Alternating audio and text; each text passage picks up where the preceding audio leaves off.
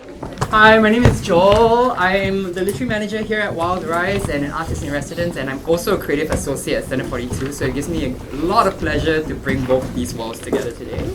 I prepared a little preamble, I hope you don't mind.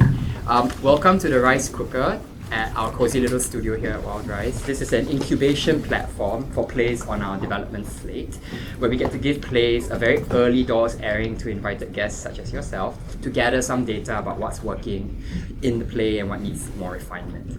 Today we've got Mundur Singapura, the next wave of queer Singapore theatre by Ng Yi-Sheng. And this is oh yes, please clap. And this is a very special collaboration with our friends at Center 42. This is a part of Center 42's Vault series, which invites writers and artists to engage with the Centre's vast archive of Singapore plays to create something new.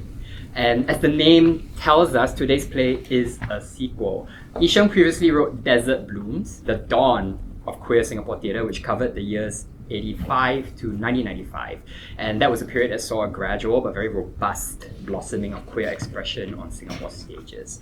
Mundur Singapura picks up from 1996 and takes us through 2007, which is a period you'll soon see marked a veritable explosion of queer theatre. It was actually an embarrassment of riches, and it saw the dawning of a queer political consciousness that took over Singapore stages and then transferred off the stage into civil society. What you can expect today, this is a very fresh first draft. It's raw and it's chock full with content.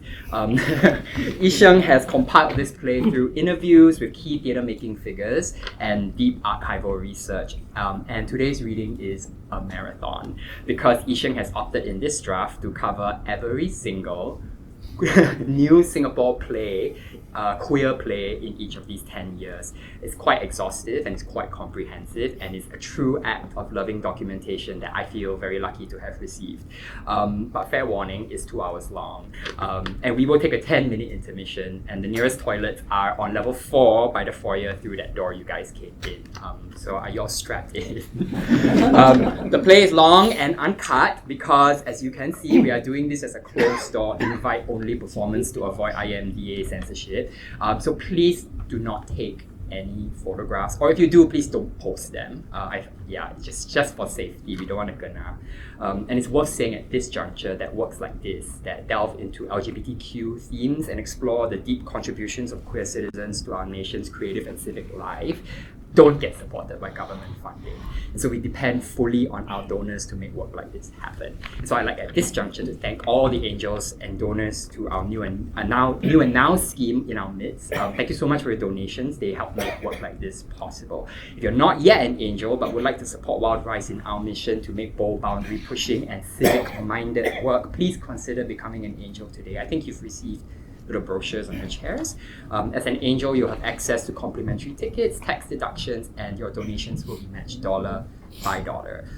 You'll find a link to information in that brochure, and there'll be a feedback form at the end of the show where we will solicit some of your feedback on the script as well.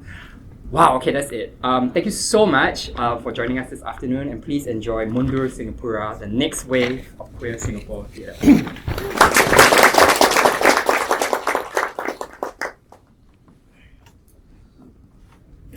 Yeah, so that's me. It's 1996. I'm in Sec 4 at ACS, 15, going on 16. I may look cute, but inside I'm dying. I'm suicidal from O-level stress, crushing hard on my unattainable straight classmates, and killing myself with Christian convert guilt. I am writing though. Specifically, I'm collaborating with my choir master on a very cringy science fiction musical called Fantasia Cosmica. But, yeah, nothing gay. Our principal, Dr. Ong Tek Chin, has forbidden even cross-dressing on stage. No skipping ahead. We're talking about 12 years of Singapore theatre, 1996 to 2007. Because these are years of transformation. This is when what was on stage literally changed the nation, priming us to become the illiberally liberated little red dot that we are today. But 96 is a weird year. You see, when I wrote Desert Bloom 6 years ago, I made a timeline. First gay play written, 1985. First gay play censored, 1988. First mother tongue gay play, 1989. First lesbian play, 1991. First explosion of queer theatre, 1992 to 95. But after all those firsts, nothing. In 1996, I couldn't find a single queer play on the record. It was like we had this age of youthful exuberance. Then boom, burnout, writer's block. Where the hell am I supposed to go from there? I attended Desert Roots. Focusing on plays produced from 1985 to 1995 can be arbitrary, and to focus on a decade's worth of plays is, I think, as good a bracket as any. Stopping in 1995 means leaving out some plays written in the Malay language, which I thought were queer, if not outrightly aligned with LGBT themes. Wait, like what? Ahmad? Hey, I watched that. It was this weird absurdist comedy about 5 guys all named Ahmad. Effendi Ibrahim wrote it for Theatre Gamatra when he was just 23 years old. The characters are all real people. Ahmad Mashadi, the museum curator. Ahmad Abu Bakar, the ceramic artist. Ahmad Sadali, the painter. Ahmad Nawab, the composer. Ahmad Mata, you know who Ahmad Mata is now. Basically, I know all of them except for Ahmad Mata. We hung out at S11 last time. It got confusing. We always wondered who was referring to who. I decided, let's make them sexually questionable because they're all straight except...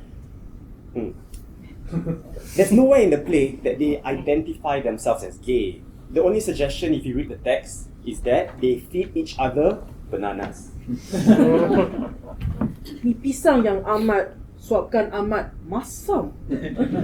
Tak, pisang Ahmad tak masam. Pisang yang Ahmad suapkan Ahmad tak masam lah. Manis. Ahmad punya manis sekali. Ahmad nak rasa Ahmad punya. And when the female character Dahlia Osman comes in, she demonstrates that it's nicer to dip them in sugar. So, is this a queer play? At that time, we didn't know there's a weird, this word queer, right? So of course, we are very much aware of the presence of queer people, queer folks, especially within the Malay theatre scene. But during the rehearsal, it became apparent that I was critiquing gender politics, looking at the conflict of the Malay male in being openly tender. What does tender mean? Is it straight or are you gay? Maybe that's where we are in the late 90s. Not queer as in representation, but as in WTF, which is still queer enough to get in trouble with the government. We were waiting for the license. We already bumped in. And if I'm not wrong, it was the day of the first performance, that afternoon, that we got the update from Pelu that we couldn't perform for public. So we did a closed-door performance just for one night. It's 1997. I'm in JC1, downtown. A massive new mega mall opens called Suntec City, centered on the Fountain of Wealth, recognized by the Guinness Book of Records as the world's biggest fountain. Now, this is where TheatreWorks performs Destinies of Flowers in the Mirror. It's an experimental work of physical theatre inspired by the Chinese classic novel Jing Hua Yan, it's scripted by Robin Lun, and it's directed by Ong Keng Sen. It tells the tale of a woman who decides to stop eating. This is a peaceful way to show my protest. She becomes the leader of a feminist movement of thousands who heal the sick and overturn the patriarchy. I will refuse food and eat only what my body gives me. The milk of my life and the discharges of my body. Women abandon their husbands and children. Men become pregnant. The state responds with a program of genocidal extermination. Lead us and we will follow. Now is the time. Hunger. The women are hungry. The whole idea came about because of Chi Sun Duan. He claimed he was wrongfully dismissed from NUS and decided to stage a hunger strike. It's a very Guo Baokun strategy of embedding protest in allegory. Originally, the text was quite conventional. King Sen didn't like that. He said to me, You need to do something drastic. we all know how King Sen likes to torture his actors. He treats his writers the same way. The logical conclusion was go on a hunger strike. And this isn't intermittent fasting. So I asked Jeremiah Choi, bless him, hey, can I use your flat for this experiment? So I starved myself for 2 days. I really didn't eat. I only drank water intermittently. So I started to write. On the second day, when I was really hungry, I started to hallucinate. It's like my brain was literally split from left to right. I sat at the bar of Jeremiah's old flat at Dragon Court and I started to write. I felt like I was transcribing what I was seeing in my head. The words were floating. You're not just watching a play in Victoria Theatre, you're immersing the audience in the strangeness of this world. You enter the forest, the fountain itself, and then you can see how strange the world is, how the fountain works, and the pools. And it was kind of the surface of a new planet. You're on the moon, and there were 200-300 people a night, plus the performers. These queer beings who live in water, a tribe of the abandoned. The same year, King Sen opens Lear in Tokyo. It's a retelling of King Lear, combining Asian performing arts like No, Silat, and Beijing opera.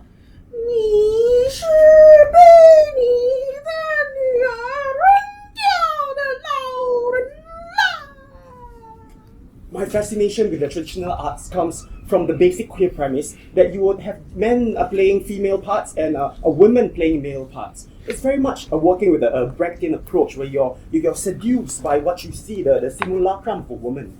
This is an epic production with an international cast that will travel across Asia, funded with $1 million from the Japan Foundation. And it's all under the guise of traditional theatre, so it was never seen to be transgressive or subversive.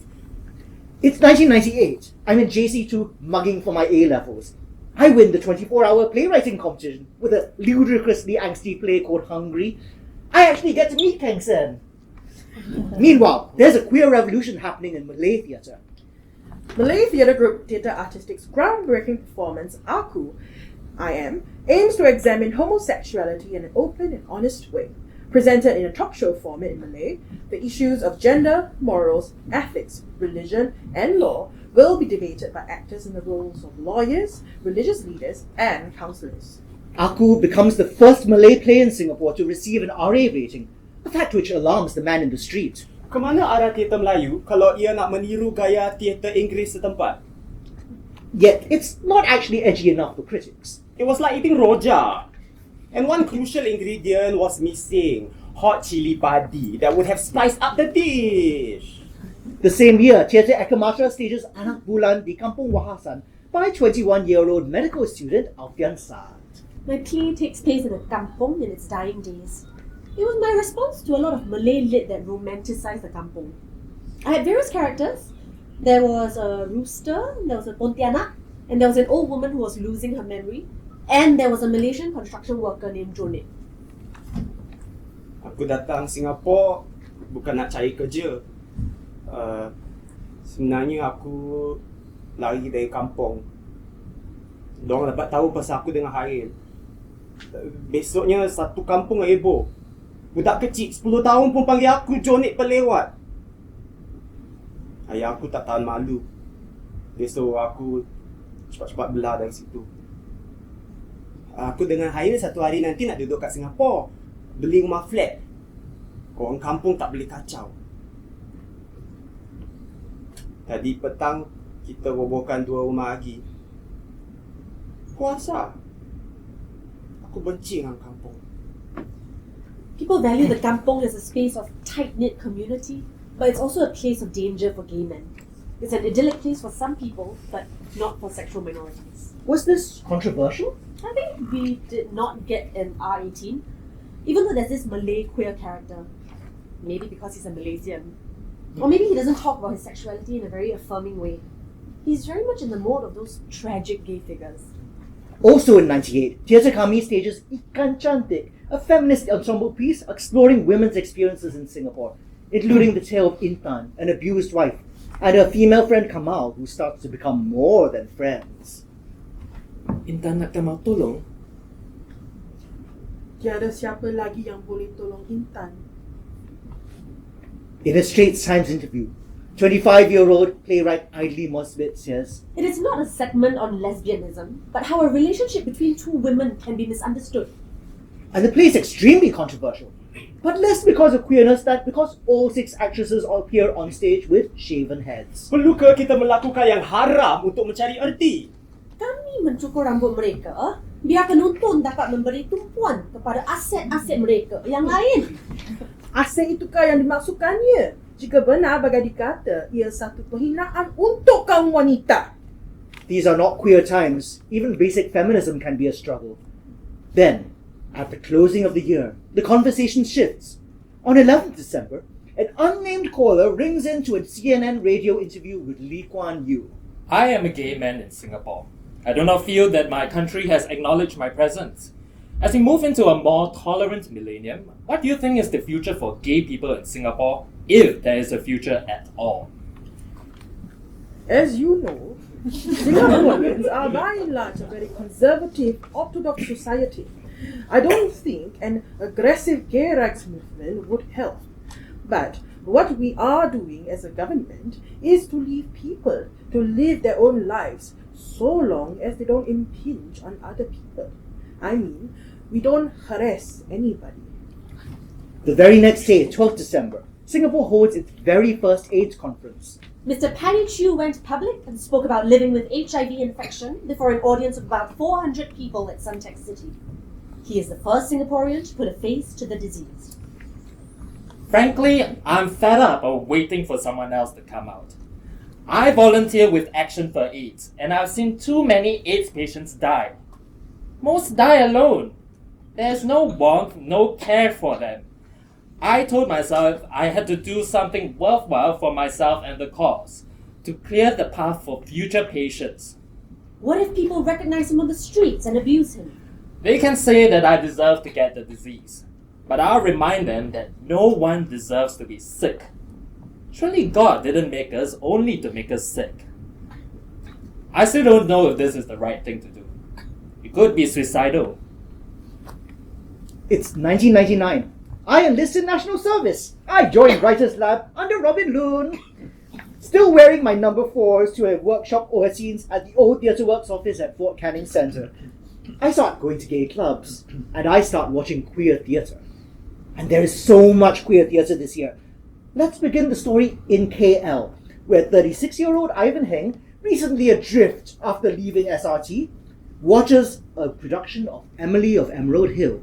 When I watched Pearlie perform, that's when it hit me. I was Peranakan. Both my grandmothers wore sarong kebaya. Every Chinese New Year, we would cook babi buah keluak, and we would get down on our knees to soja our parents. How many actors does it take to change a light bulb? 10. 1 to change it, and 9 to say, I could have done it better. And I told my friend, this is not good enough. I want to perform Emily. Drive me to Christian's house. Ivan and Malaysian director Christian Jit worked together to create the very first drag rendition of Emily, inspired by the tradition of cross-dressing in Wayang Peranakan. Why hasn't any man played it? There's a natural take to play this matriarch. I basically plunged myself into months of research and immersion. I went to visit G.T. Lai and Uncle Peter from Katong Antique House. Richard, your mother is here! And then as we rehearsed Emily, it occurred to me that Richard had committed suicide not only because of pressure from studies, but because he lost hope. He couldn't foresee a future for himself as a gay man. What is this wonderful job you have to throw away your education for? You stupid boy, this man is just using you as a cheap worker to sweep his tahi kuda. Huh? He offered you partnership, huh? You trample on your mother's heart, no love, no gratitude. Anak jerky dara, you eat your mother's blood. I should have hanged myself first before I have a son like you. I do not remember Richard running away with Mr. Green. That would have been an interpolation. But long before Ivan, when I went to speak at schools, a lot of students couldn't bear to think that Richard actually killed himself. A lot of them seized upon this line. His ashes were sent back to us. I never saw his body. So a little conspiracy theory was born. The interpretation was that Richard pakat with Mr. Green and was living happily with his horses. So, how did you feel about Ivan's performance? He's fine when he's playing Emily. Not so good when he's playing Ivan. Because he will break out the Emily character and become Ivan, showing off his drama school tricks, turning it into cabaret. Remember when he does the father? It's physical caricature. Nevertheless, Stella gives her blessing. In fact, in the program, her message is surprisingly queer. Ivan Heng plays both sides of the gender divide to powerful effect. Watching his feminine portrayal, we ask, did Emily ever wish she had been born a man? Transmask Emily, you heard it here first. We opened in the actor's studio, Dataran Merdeka, before it got destroyed by a flood. It was a tiny 120-seat theatre. It was so warmly received. The play basically had standing ovations and we had to have additional performances. And I think it really dawned on me that I needed to start a theatre company. Back in Singapore, there's a mini renaissance happening in queer Chinese theatre. Take, for instance, Ko Tian Liang's To Tu. 那时我们是上一个导演的课程，我就说我要做一个最简单的一个戏，但是我要讲一个最 complicated 的故事，这是我的一个 challenge 啦。我跟我的副导演黄威去 substation， 我们去 recce 啦。黄威发现 substation 有一个地方很奇怪啊，它的那个 backstage 很深的，我们从 audience 角度去看，是像在偷看一些东西啦，很不错。So from there， 我就开始写一个戏，是关于人家去偷看。Ng Liang sets his play in a hotel where members of a nuclear family meet with their secret lovers. 一个家庭有爸爸妈妈，有哥哥姐姐 ，of course， 每一个人一定有他们自己性的故事，因为我们都是 human being 嘛，所以我把全部的 sex relationship 写进去，有男人跟女人，也有女人跟女人 lesbian， 男人跟男人 gay， 然后我就把一个阿嬷的故事也写进去，因为 old people 也有他们的 sex story。其实我也想写有男人跟动物的啦，但这个很难去表现，所以我说算了。变态！这个是什么鬼戏？编剧变态，导演变态，整个戏都变态！ That outburst is scripted. In reality, the audience loved it. Even the censorship board did raise problems. 因为我们没有真正的所谓色情的表现，这一点theater的管理还是比较宽的啦。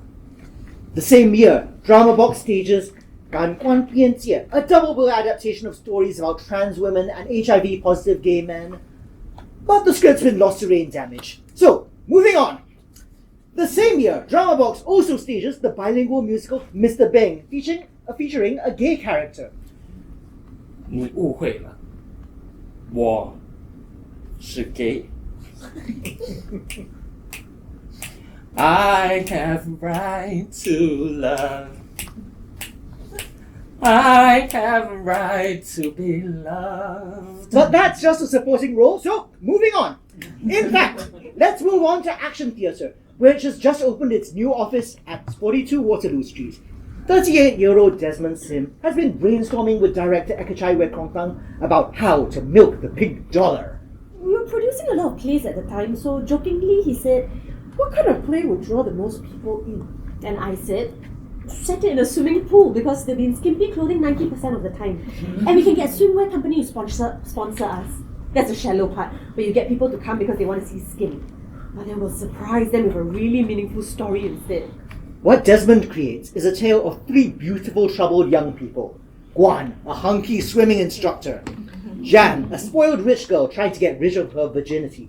And Dave, a gay ad executive. This was a new love triangle for the new millennium. It's not the old love triangle where two women fight over one man. I realized I had stumbled over something unwritten, yet quite exciting for Singapore. Hey, Guan, you've been working on that chest, huh? Oh, it looks great, eh? Your abs also improve, huh? Oh. Dave, I just have one simple question. What the heck are you doing my fantasy? Your fantasy? I thought it was mine. I mean, he noticed my abs. My abs, not yours. This is definitely my fantasy. Get out my fantasy now! I got here first! Hey, you two! What? This is my fantasy! Both of you can stay. The swimming instructor introduces a number of queer tropes we now take for granted. The exquisite suffering of being in love with an oblivious straight guy. The camaraderie of straight women and gay men, united by their desires. The portrayal of Dave as a type A corporate gay, rare in a time of flamboyant caricatures. And the surprising depths of straight men.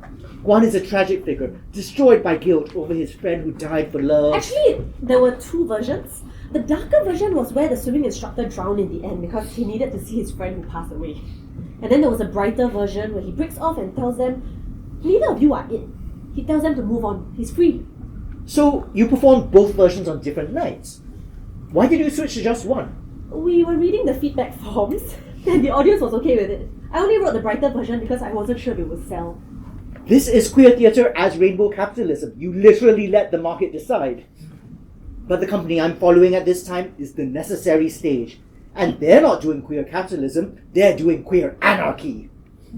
For 3 weekends, they took over the newly opened Singapore Art Museum at Bras Basah Road, filling it with theatre, art, dance, multimedia, much of it by queer artists. Joseph Ng, Ray Langenbach, Toby Huon.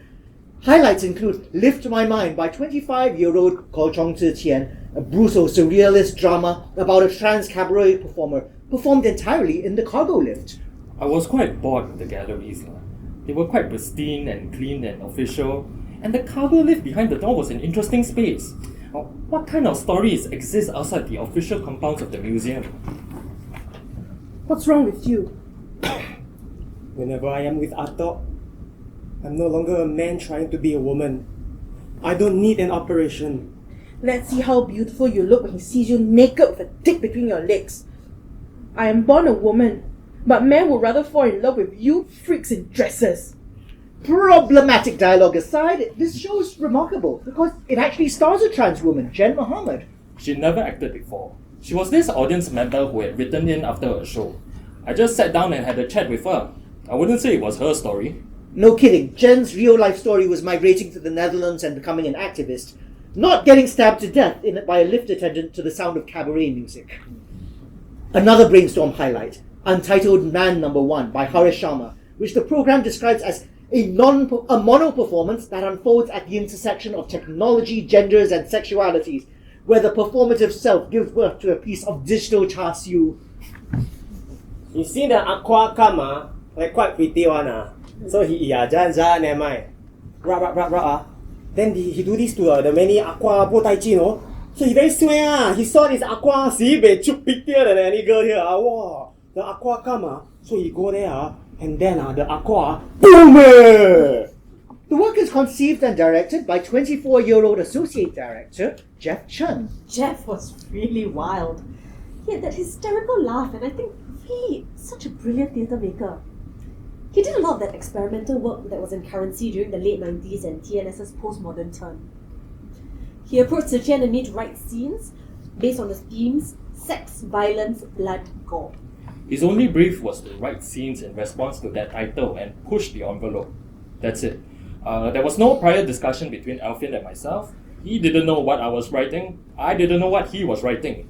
We knew Jeff was going to deconstruct it anyway, so it didn't matter.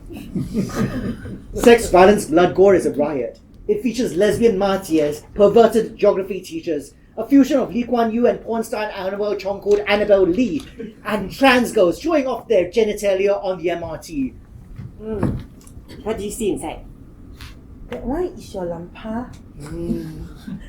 I went for the operation yesterday. The doctor looked like Aaron Aziz, you know. After he drilled a hole in me, he said, we must test to see if it is working. And we made love on the operation table. When we finished, the nurses held up these cards. 10, and 9.9. The 9.9 came from the Minanas. Why were all these cis guys writing out dolls? It was probably around that time the Crying Game came out. And Butterfly wasn't too long ago as well. In hindsight, I think it was very prevalent in popular culture. That's the straight guy talking. For gay guys, I think there was a sense of kinship. Back then, the words aqua and pondan were routinely used for trans women and us. We weren't the same, but we were almost the same. And there was this weird, fucked up sense of envy. It was trans girls, not gay men, who had visibility, who could charge straight men for sex, who could get government-recognized genders and marriage certificates when they committed the ultimate taboo of chopping off their dicks. They were just cooler than us. They were punk rock. It happened very close to opening night. 1 or 2 days. We were told we can't do the North Pole scene, we can't do one of Tze Chien's scenes, and also the scene within a scene about a racist taxi driver.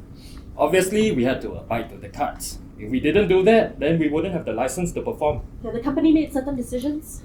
We had a lot of fuck you strategies, looking for what kind of loopholes we could squeeze ourselves through, printing out the script and distributing it in the audience, turning up the house lights and having the general manager read the letter from Pelu. And whenever a censored scene was supposed to be performed, we would play Gloria Gaynor's I Am What I Am. That was the signpost that places the censorship had happened, not to quietly capitulate and pretend. The year's most memorable play, however, is completely without character. We were working on another play called Super Friends at the Hall of Justice, and we wanted to interview heroes because people wearing masks talking about their lives. One of the people we came across was Paddy because he was living with HIV. He was very game. He said, Why do you ask me to do one interview? I can do an entire show. at that time I didn't know if he was joking, but we decided, let's meet up. We would go to his place and put on the recorder. Last time we had the rectangular black recorders and we'd just chit chat, so it wasn't so scary. Like this is an official interview. It was just hanging out, watching TV and just chit chat. The rehearsal process was very interesting because he's not an actor. He worked at the Boom Boom Room, but he was very clear about what music he likes, what kind of entertainment he wants his play to be about.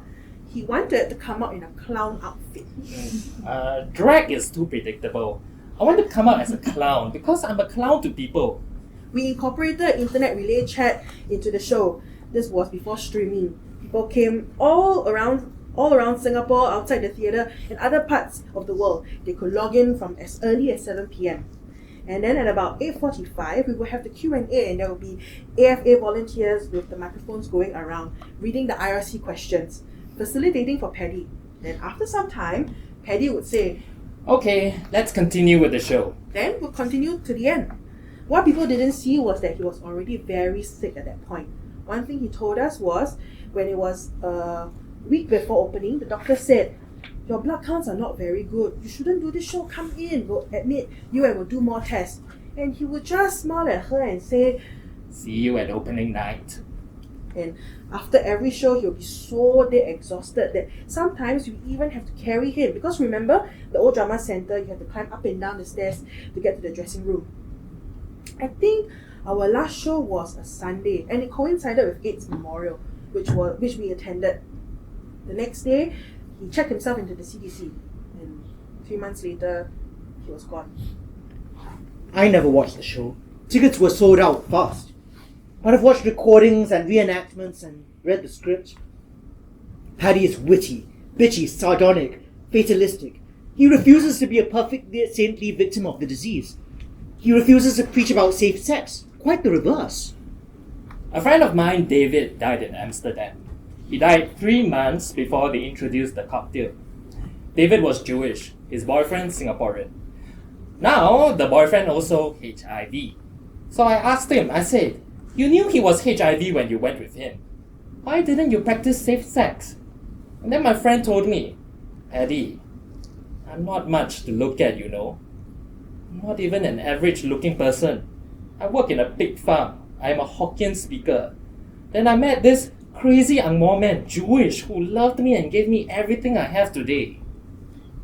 It's not an unfair exchange.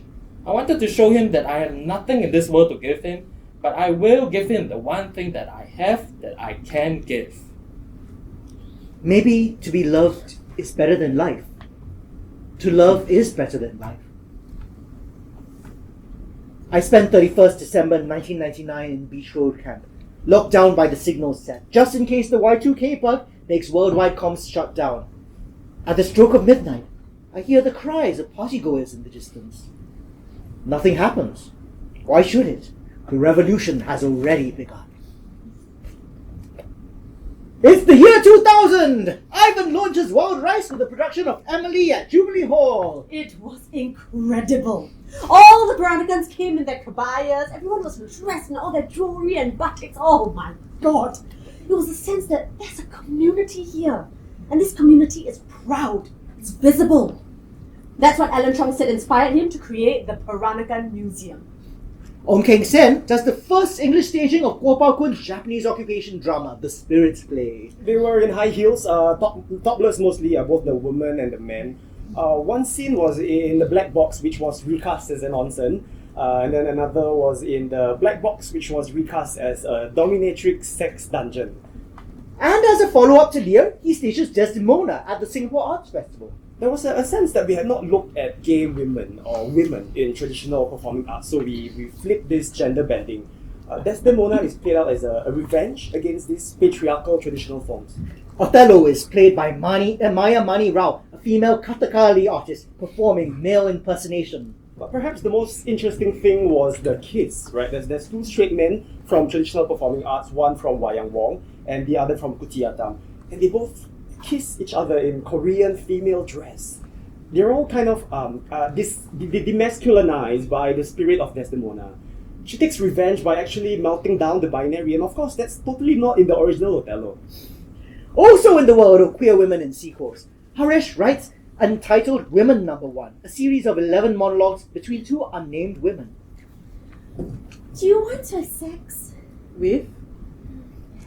The best one I had was a sailor. A black sailor. With a cock as long as my arm. I wanted to swallow it all. Come here. You can push your hand into me. Clench your fist and slowly push it into my mouth.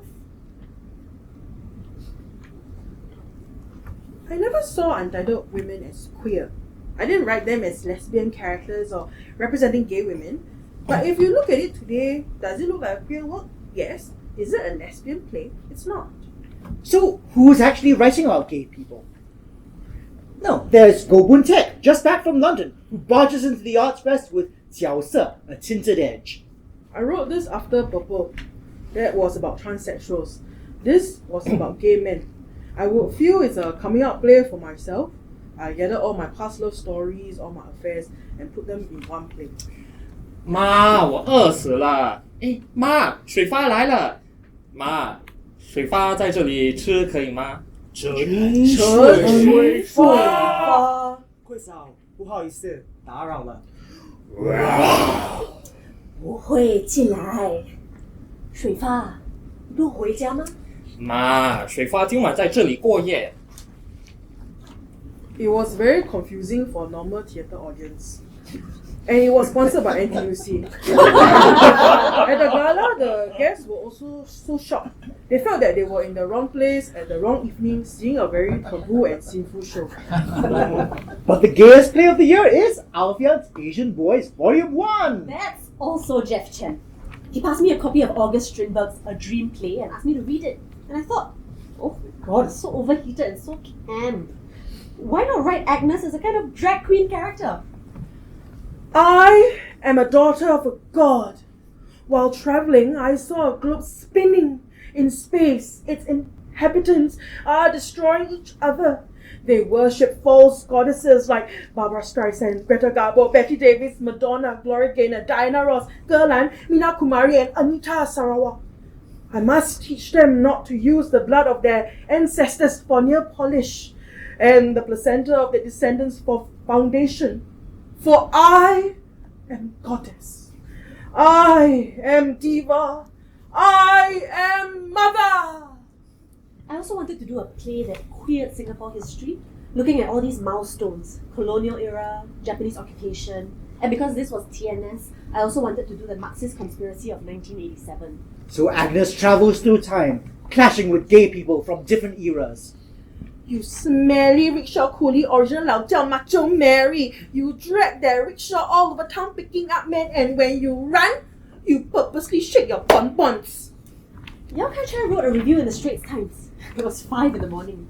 Jeff picked up a newspaper and he said, Guys, it's a rave. A runaway success, a fandango of laughter and tears. Asian Boys, as its full pornographic video title suggests, is a well-oiled maelstrom of mayhem which sucks you deeper and deeper into its ridiculous spoofing and revelry of homoeroticism.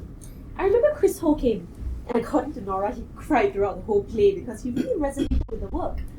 Because it was filthy, it was queer. I was there too, 19 years old, treasuring my weekends out of NS, in awe of all these taboos being broken, of the strange gay world that awaited me, of the mantras for gay happiness that Agnes bestowed. Repeat after me. I will not find heaven in an orgy room. I will not find heaven in an orgy room. I will not find hell on an empty bed. I will not find hell on an empty bed. There is no goddess in the sky.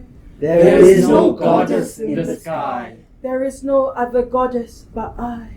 There is no other goddess but I. It's my favorite of all of Alfian's plays. But it's got its problems. Like the way it begins with these weirdly misogynistic trans girls. We are more women than women. We can make love 30 days a month. Women like us will never have big bellies. Never have swollen ankles. Never ever bleed from our antiseptic G-buys. Then a gay boy shows up. Why do you think all gay men are women trapped in men's bodies? You were sent down to help gay people. Those are not. They will be attended to by a different deity. What happens when we separate gay men and trans women? Is it trans recognition or is it trans erasure? Someone needs to write a play about that different deity, the one who helps the dolls. But me, I keep thinking about that boy, the gay boy who accompanies Agnes, and ages as he time travels, from 17 to 18 to 29 to 35 to 47 to 60, then back to 17 again. Over the years, I've watched 3 different stagings of this play, and I've aged past almost all of these milestones myself. I've become history. I too have become queer history. 2000 was a year of coming out. I experienced gay nightlife, niche at Tanjong Pagar, Venom and Central on Sunday nights. In camp, I made friends with other queer NS boys, clerks, drivers and storemen. At Maxwell Food Center, I workshop poems with Cyril Wong, Jason Wee and Heng Qianxi. But 2001 was a year of transformations. I joined the first batch of the Necessary Stages Playwrights Code with Alfian, Tze Qian, Ng Ha-Wei, Natalie Hennedige. I ORD'd. I enrolled at Columbia University in New York, just in time to see the towers fall. I joined the Queer Alliance. I went for their first Friday dances and their coming out group, which met at the East Asian Library.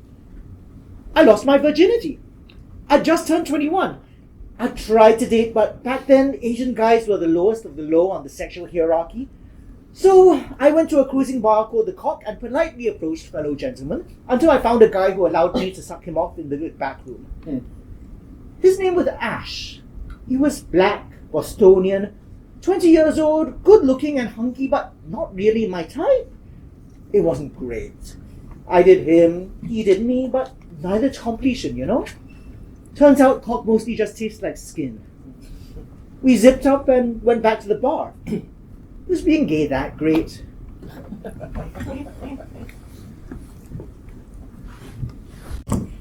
Happy anniversary! It's my favorite CD. I'll get the food out. I made some. Can we talk? Oh, you're not hungry? Yes. No. I mean, Why are you so fidgety today? Man, why don't we start seeing other people? Seeing other people. Daniel, I want us to be monogamous. I thought you wanted that too. Aren't you happy? I am.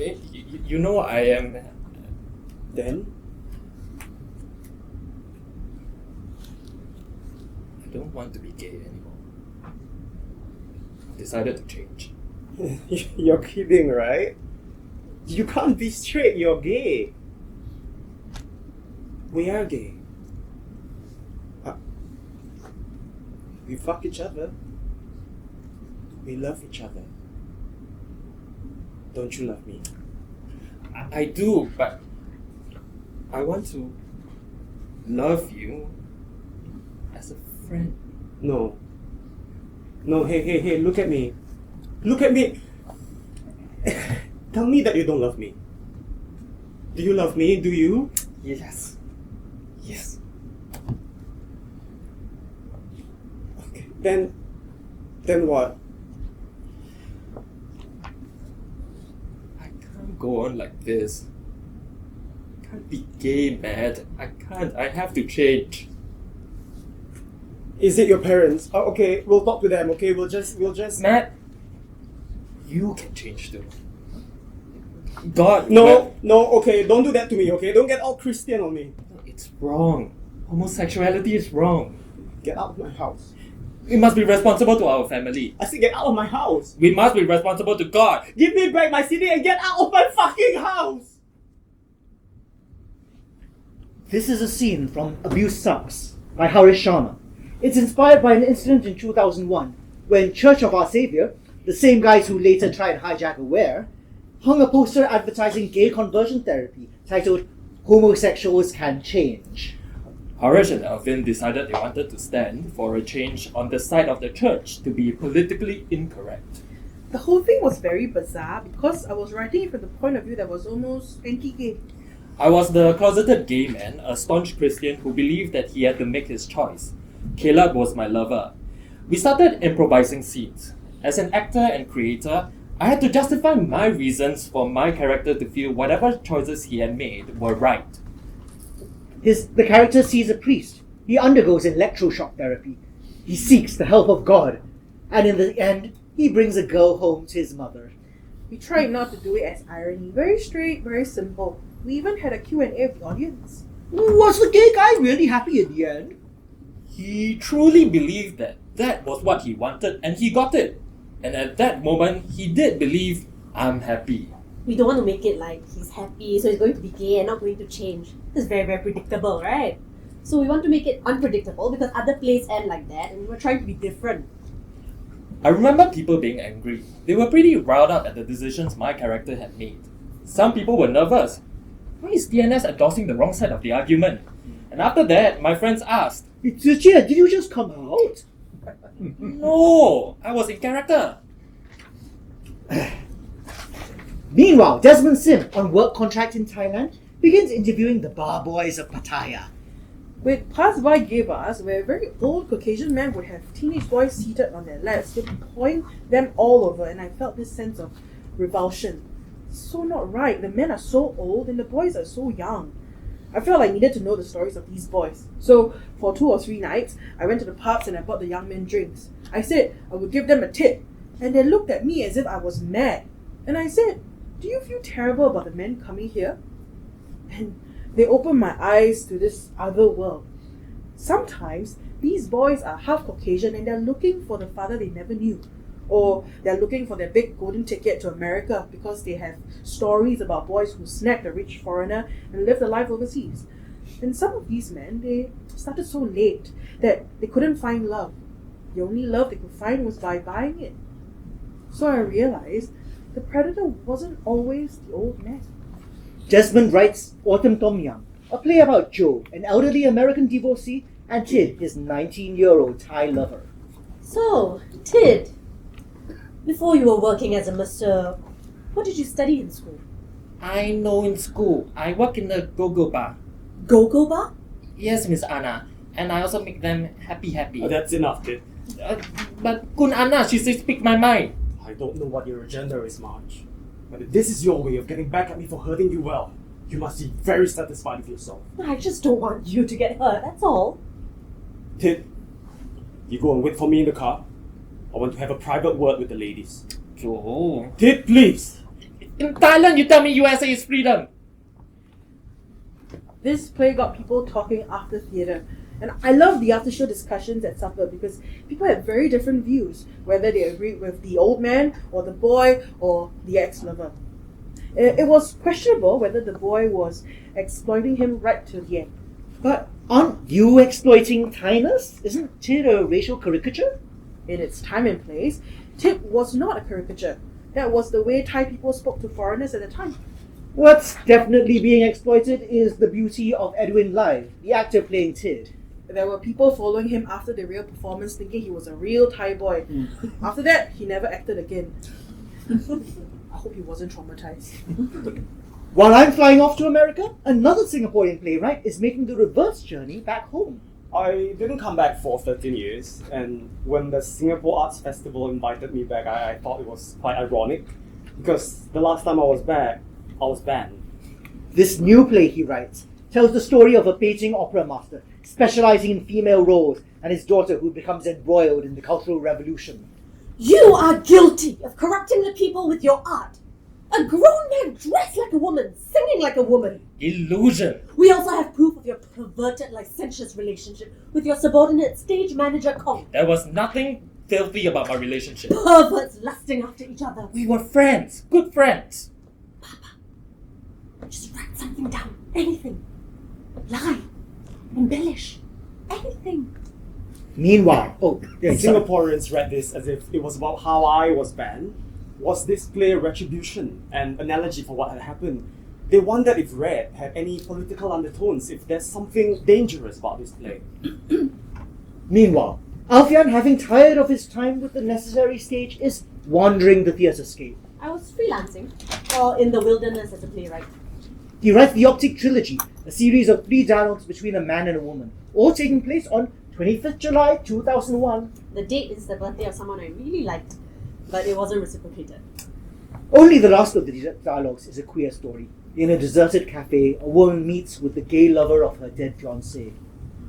You're the woman he was going to marry? On the night of his suicide, I was waiting for him in a hotel room. Most couples have their honeymoons after their wedding, but with a gay husband, you can't take any chances. I was waiting for him too, you know. I was at a photo studio.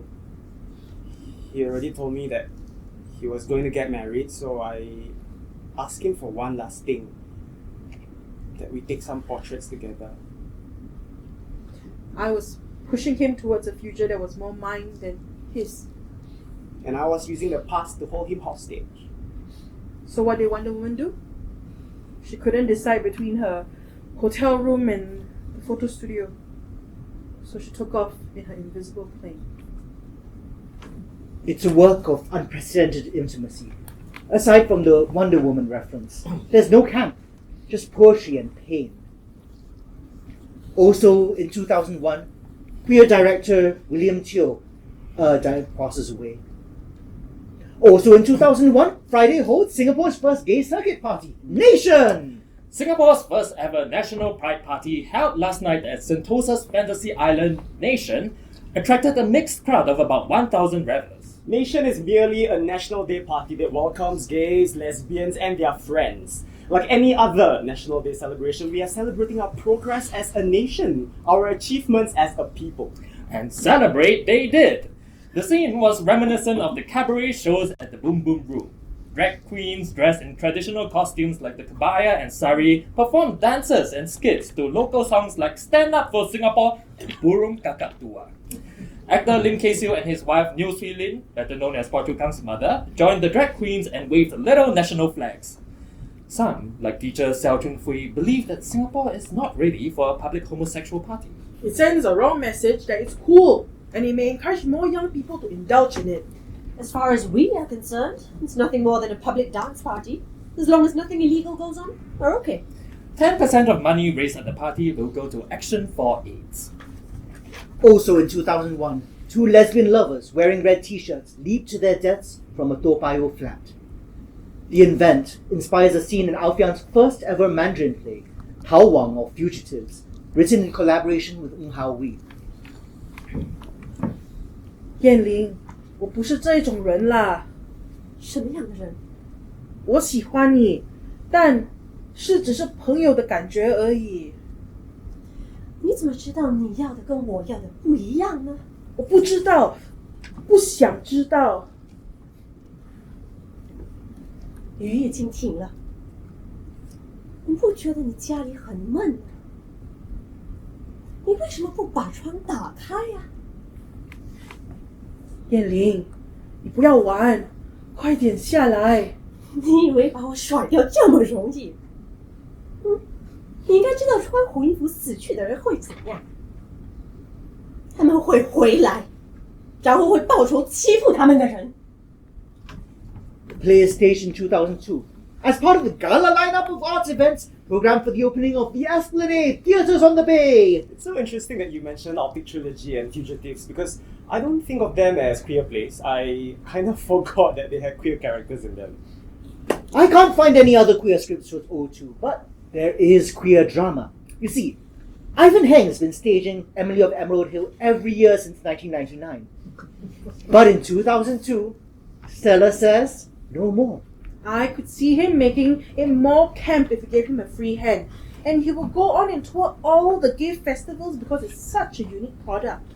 And it will become known as the gay play from Singapore. Basically, I did Emily at the Adelaide Arts Mart, just a snippet of it, to perform in Tel Aviv, to perform in Bogota, to perform in Auckland at the New Zealand International Arts Festival. We were going to tour the world with Emily. And then Carla Von Zorn met Stella in Wellington and said, "I'm so happy Emily's going to come." And Stella said, What? I haven't given permission for this play to be performed. I think there was an anxiety, and the anxiety was well-founded. And then, of course, we respected Stella's wishes. Just not outside Singapore and Malaysia. That was the condition. Singapore and Malaysia have seen other versions, so they know that Emily has other inclinations, not just the queen of gay drama festivals. Also in 2002, pioneer director and playwright Kuo Pao Kun passes away. Also in 2002, I have an HIV scare, which is really dumb because at that point I haven't even had anal sex. Also in 2002, I start having anal sex.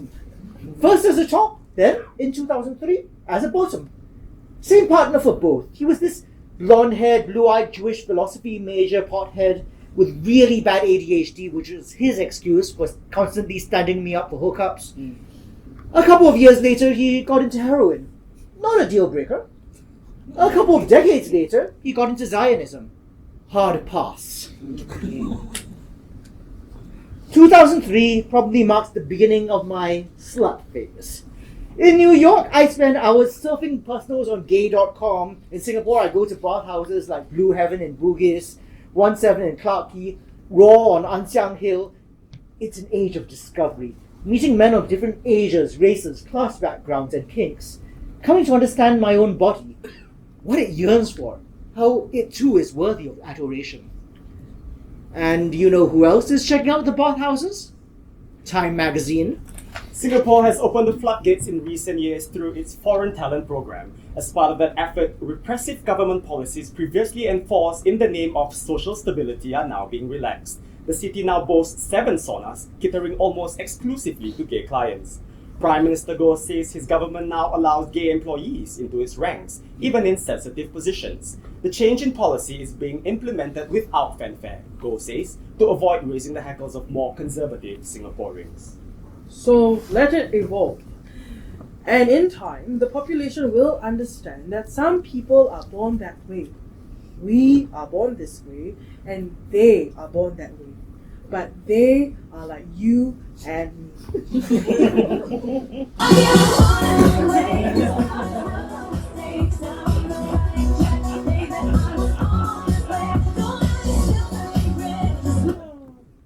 Yeah, he says this 8 years before Lady Gaga.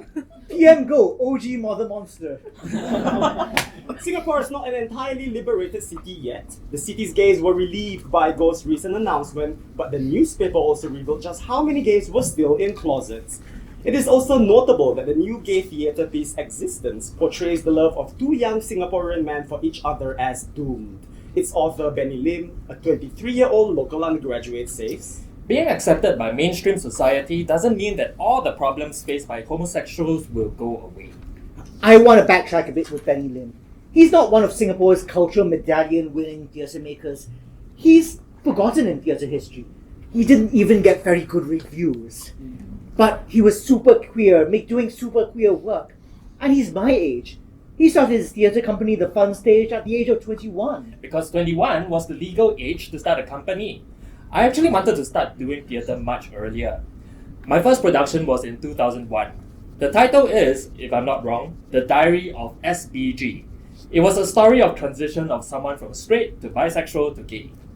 Remember the studio space in the old drama centre? We didn't even have proper seats. The audience can take a chair or sit on the floor. Benny's lost the script, and the play is ungoogleable. I can't find a single mention of it online. In 2002, we did Code 302, about this boy who came out as gay when he enlisted for army and his father was a military colonel. So that was staged in a small little shophouse in North Bridge Road. Again, very small. I think we could only seat 40 people. In 2003, the US invades Iraq. The substation holds a peace concert to protest the war.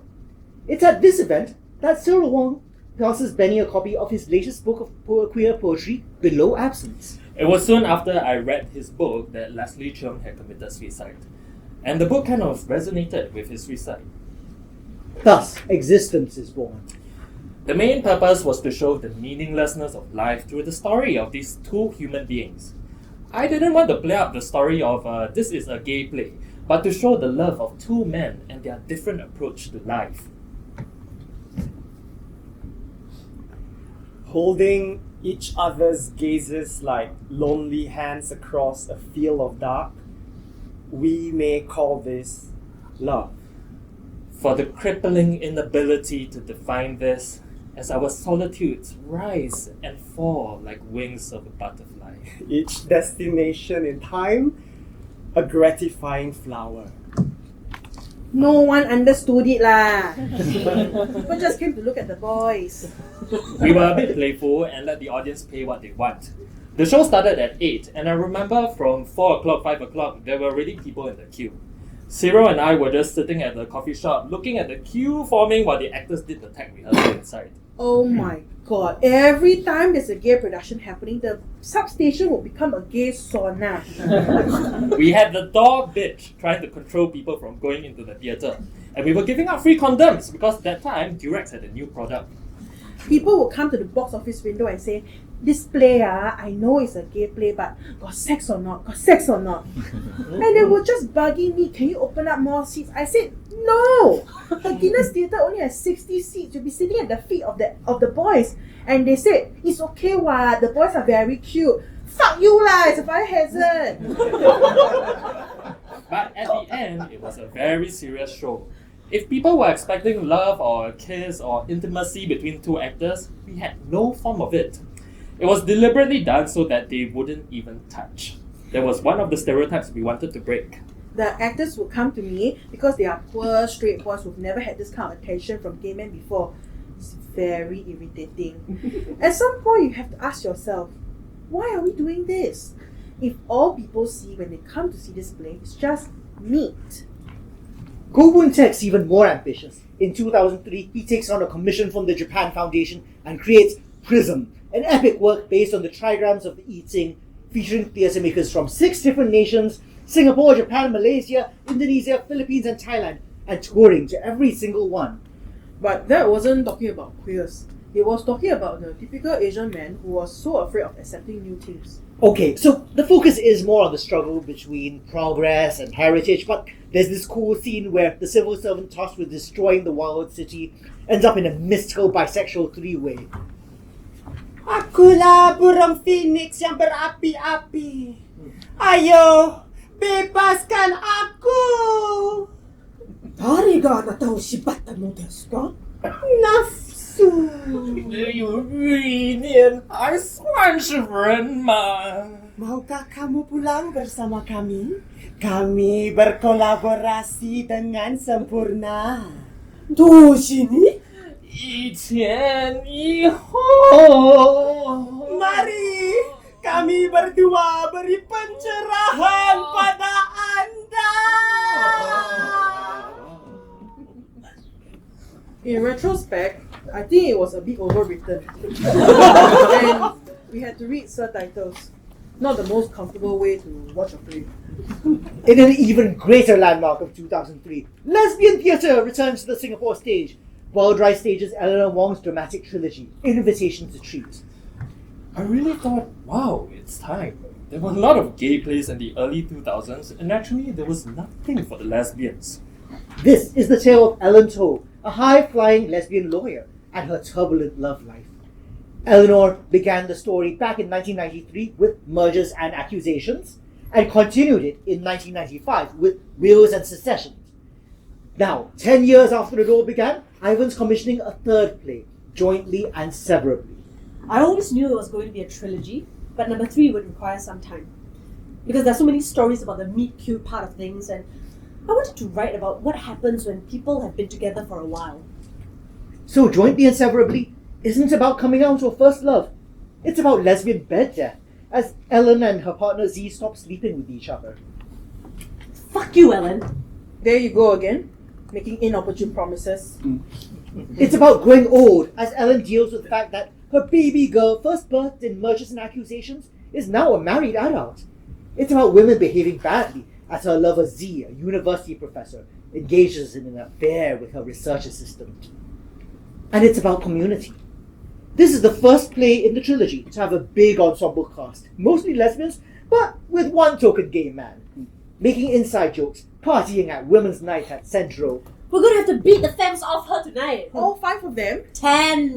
They're expecting a bumper crowd tonight. Optimistic. The crowd? The fans. Didn't you tell me once that dykes only went out twice a year? But how do you girls ever hope to build community if you don't meet up at dance bars and massage houses every night?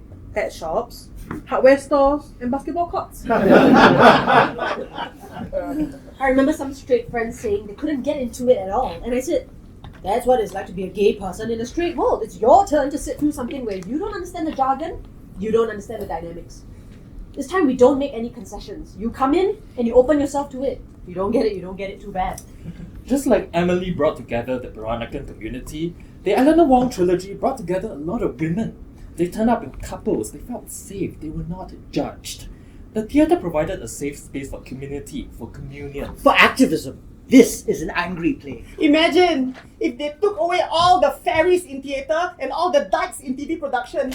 There'd be nothing to show in that hideous durian or on cable except for reruns of Some Say Woman. What's all this in aid of? Huh? The award for Singapore's model minority? Invisible, compliant, more supportive than movies, more colourful than Little India. I don't suppose you've looked at the sodomy laws lately. It doesn't apply to women and shouldn't apply to men. You know what I mean. And you know what I mean. Those laws are wrong. And it's time someone said they were wrong. If you don't own it, they can take it away from you. Worse still, they can politely ask you to give it up, and all you can do is bow and scrape and say, thank you for not doing anything worse to me. They're hypocrites whose power depends on our keeping silent. In the end, however, this is a love story. I feel it's one of my happily ever after stories compared to the others.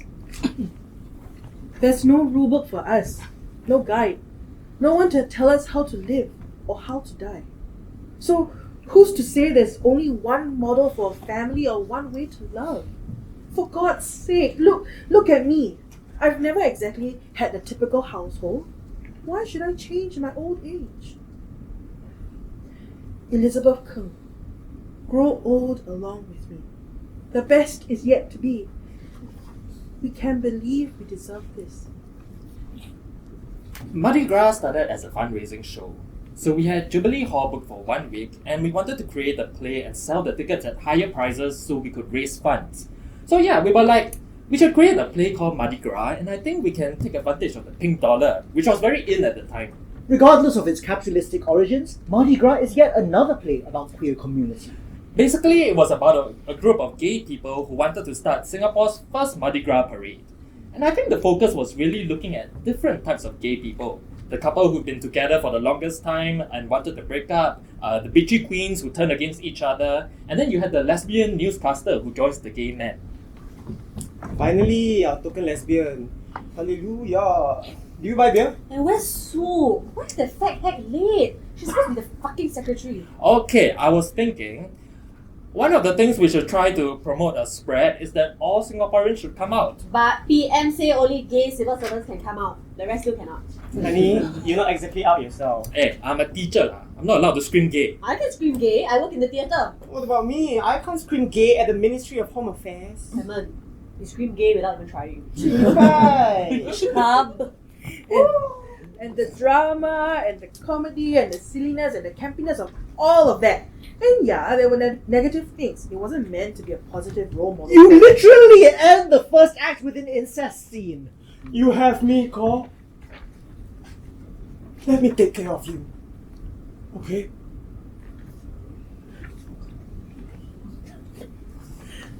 I remember being in the audience every night and the collective gasp when one brother kissed another brother. What just happened? That was interesting to see how far I could push it. Should we have a kiss? Should we have a kiss that goes further? And we also had issues with the licensing because we had to tone down their favourite word, some of the gay elements like kissing or strong language representation. They said, Tone down the vulgarities. for that, we said, no. We've had plays with F words and chibai, so what's gay about that? And for one part, Clement kissed the protagonist because they were having an affair. I didn't even think about it. I said they kissed passionately for 10 seconds. And they said, It's too long. they cut it to like 3 seconds. And we got our license. Mardi Gras is also noteworthy for debuting a new sexual label on the Singapore stage. Boys and girls, welcome to the age of pansexuality. What exactly is pansexual? I think it's fuck anything that moves. I heard that. And for its devastating ending.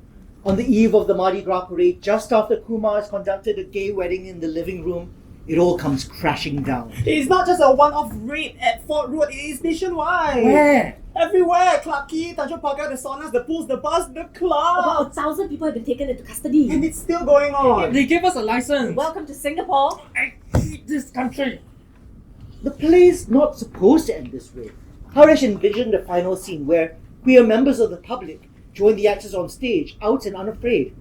The community standing strong. That didn't get past the censors.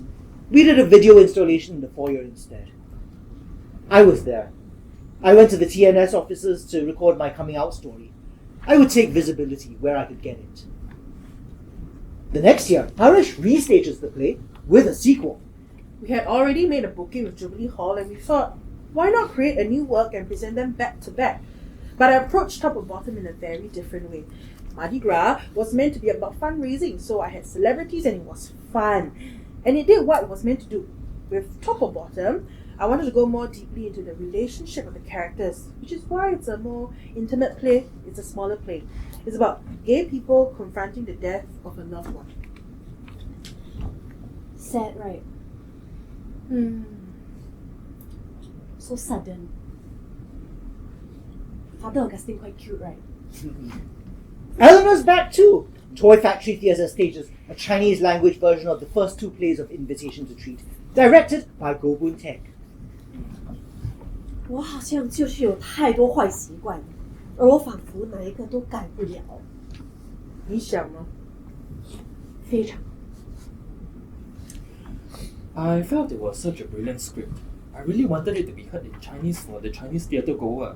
There were very few stories about lesbians at that time in Chinese. Very, very few. Because they are production managers, not directors.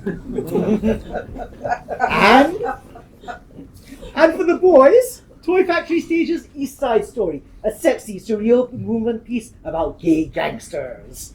It was a Romeo and Juliet story, just Romeo and Romeo. Beatrice was my director, my good partner in gay crimes. We learned Silat and Chinese Kung Fu, a lot of visual physical play.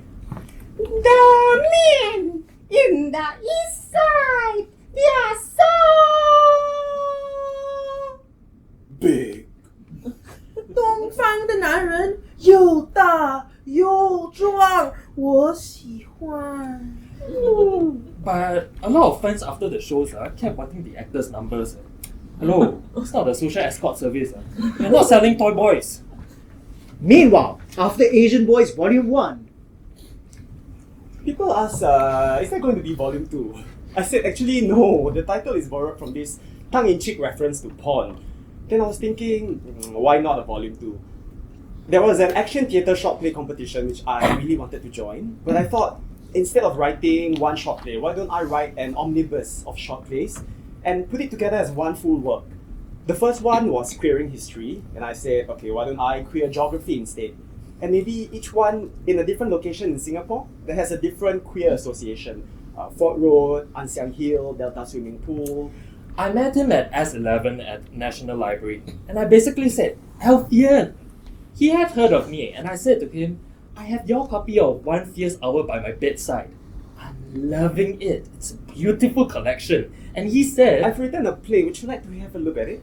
And when I read it, it really spoke to my existence and struggle and love. And I loved the idea that it was geography because it was evidence, even though it was kind of in the shadows and trespassed, colonized, lost and reclaimed. That's what we talked about. That started my relationship with Wild Rice. Ivan was very adamant that no one would do any doubling, so we had 17 actors altogether. And you know something? I didn't even ask if they were gay. Guess what? Jing, jing, jing. There's even behind the scenes action happening at MDA. This was my first brush with censorship. I was called up to meet them, and Amy Chua basically went like, Okay. On page 27, there is a kiss. Is it lip to lip? How long is the duration? I said, okay, stop. Can we have a conversation about why we do theatre? Who is the audience? What is it we are afraid of? And they said, It's promoting a gay lifestyle. I said, it's not a lifestyle, it's not a choice. I'm not evangelizing. Try as hard as I might, watching this play will not turn you and your daughter into a lesbian. And we had a conversation about how we don't have to deny the existence of gay people in our midst. Because Goh Chok Tong already said, We are born this way and they are born that way. But they are like you and me. we held on to those words because suddenly it was a recognition that we should be equal. So this is the way we need to move. And the theatre provides a safe space for that. And at the end of that, she asked me to join the censorship committee. And I said no, because I would be seen to be co-opted and I need to do my job. You do your job. Censor me and I will let my audience know. The play was passed without a cut. R18. There's so many precious exchanges in this play. A closeted boy and his mother in Katong Fugue, a victim of police entrapment in The Widow of Fort Road, two rent boys in love in My Own Private Toa Payoh. But the scene that speaks to me now is California Dreaming, where three circuit queens prep for the Nation Party. Woo, this would have been unthinkable 5 years ago. On the eve of our country's independence, we're celebrating our own independence. Independence from what? The whole of Sentosa is going to be pulsating with our presence. The air will be electric with our air kisses. We'll have the whole island to ourselves and we're gonna celebrate. What about 3778? What's that? I know this. It's a fruit acid. Alpha hydroxy 3778. You could be wearing on your face, Leon. You are wearing it on your face. All of us are. No, tomorrow we'll see fireworks, marches, all the grand displays. For what? Huh? All that spectacle just to hide the pain of separation. And if we go tonight, all those people in spandex twirling their light sticks. What are the festivities for? Huh? What kind of victories have we achieved? You don't celebrate unless you have a reason to celebrate. Or else it's all fake. Or else it's there to milk you for either your pink dollar or your patriotic sentiments, and you walk away with a false sense that everything's alright. I was there, you know. Not at the play, that clashed with the semester. I was at Nation 04 in a camouflage wife beater for the Make Love Not War pre-party at Suntec. Then I was at the musical fountain for the main party, watching the spouts shooting fire into the night sky. 8,000 beautiful men from Hong Kong, Japan, Korea, the Philippines, Malaysia, Indonesia, the USA, all around me, pulsing to the DJ's beat. I hooked up, actually.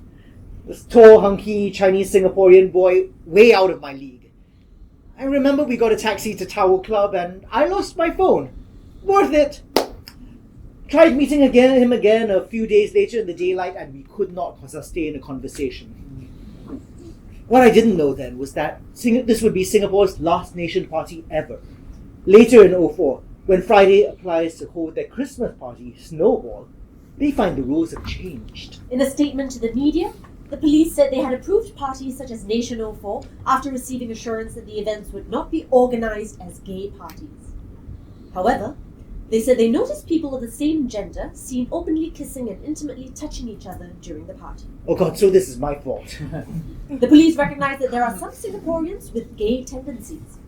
While the police do not discriminate against them on this basis, we recognize that Singapore is still, by and large, a conservative and traditional society. Our events are known to be extremely professionally organised and have earned both domestic as well as international acclaim. In a study commissioned by the Singapore Tourism Board, Nation 04 was estimated to have generated $10 million in tourism revenue.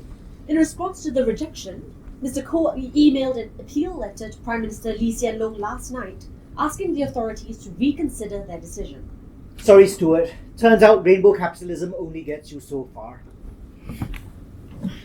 Blatant flaunting of homosexual activities is offensive to the conservative mainstream, which wants to see enduring standards of public decency and morality upheld.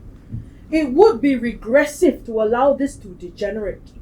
It is heartening to read that the police authorities will be scrutinizing applications for similar future events. Such vigilance warrants the nation's gratitude and thanks. 2004 is kind of a big year for me. I'm elected president of the Columbia Queer Alliance, mostly because no one else wants to do all that work. I have my first boyfriend, a Puerto Rican teenager who is obsessed with Japanese pop culture, because unless you're looking for daddies, that's the only kind of New York gay who has an Asian fetish. We lost 2 months. The next year, I graduate. I tell folks I majored in comparative literature, creative writing, and coming out. But the truth is, I feel like I'm dying. I spent 4 years in the gay capital of the world trying to become a functional gay man, and I feel like time's up. I failed. Do not pass go. Do not collect $200. The night before my parents fly in for commencement, I go to a BDSM sex dungeon and let my kinky friends flog me. I'm vanilla, but it's comforting, like a weighted blanket. People ask me why I didn't stay in New York. Part of it's the cold, part of it's the fact that I do not think I'm good enough to make it there. But part of it is belonging. I've seen the crazy things my friends are doing in Singapore, how they're transforming the culture. I want to work with them. I want to go home. But does my home want me? The final tally is in. Sadly, the total number of new cases for 2004 was 311. This means that there was a year-on-year increase of 28%. Currently, 90% of these newly diagnosed patients are males, with 1/3 being gays. We do not know the reasons for the sharp increase of HIV in the gay community. An epidemiologist has suggested that this may be linked to the annual predominantly gay party in Sentosa, the Nation Party. We reject the claim, as it is dangerous for a senior public health official to simplify the complex AIDS issue and to believe that a single party can contribute to the spike.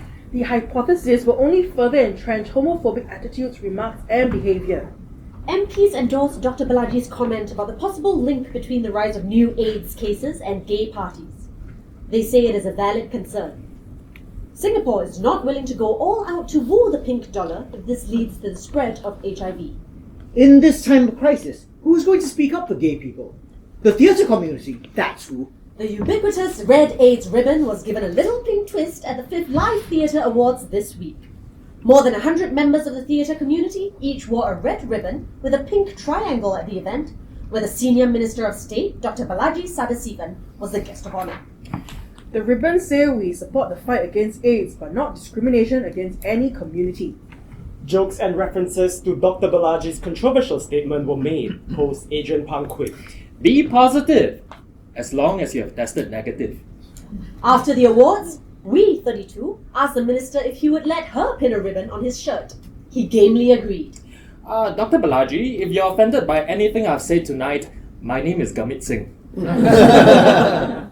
This is Singapore's first ever mass protest for queer rights. And miraculously, no one gets in trouble. But interviews immediately afterwards suggest that Dr. Balaji learned absolutely nothing. While he laughed along with them, he felt sad when he went on stage to present an award. I looked down at the crowd, and among them, there are 4 or 5 chaps who are probably HIV positive and will die in 4 to 5 years. It's not us spreading the disease to them, but them spreading it to each other, and we want to stop that. I want to be fair to Dr. Balaji. He was under pressure to enact draconian policies on the gay community. Compulsory HIV testing, legally enforced contact tracing. He said no. Instead, he partnered with Action for AIDS and did great work to improve Singapore's HIV policy, winning praise from even his former critics. So it'd be incredibly cruel and cold-hearted of me to mention that 5 years after that speech, it was he who buggered off to the big circuit party in the sky. Not us. We survived. His son came to watch Fag Hag, you know.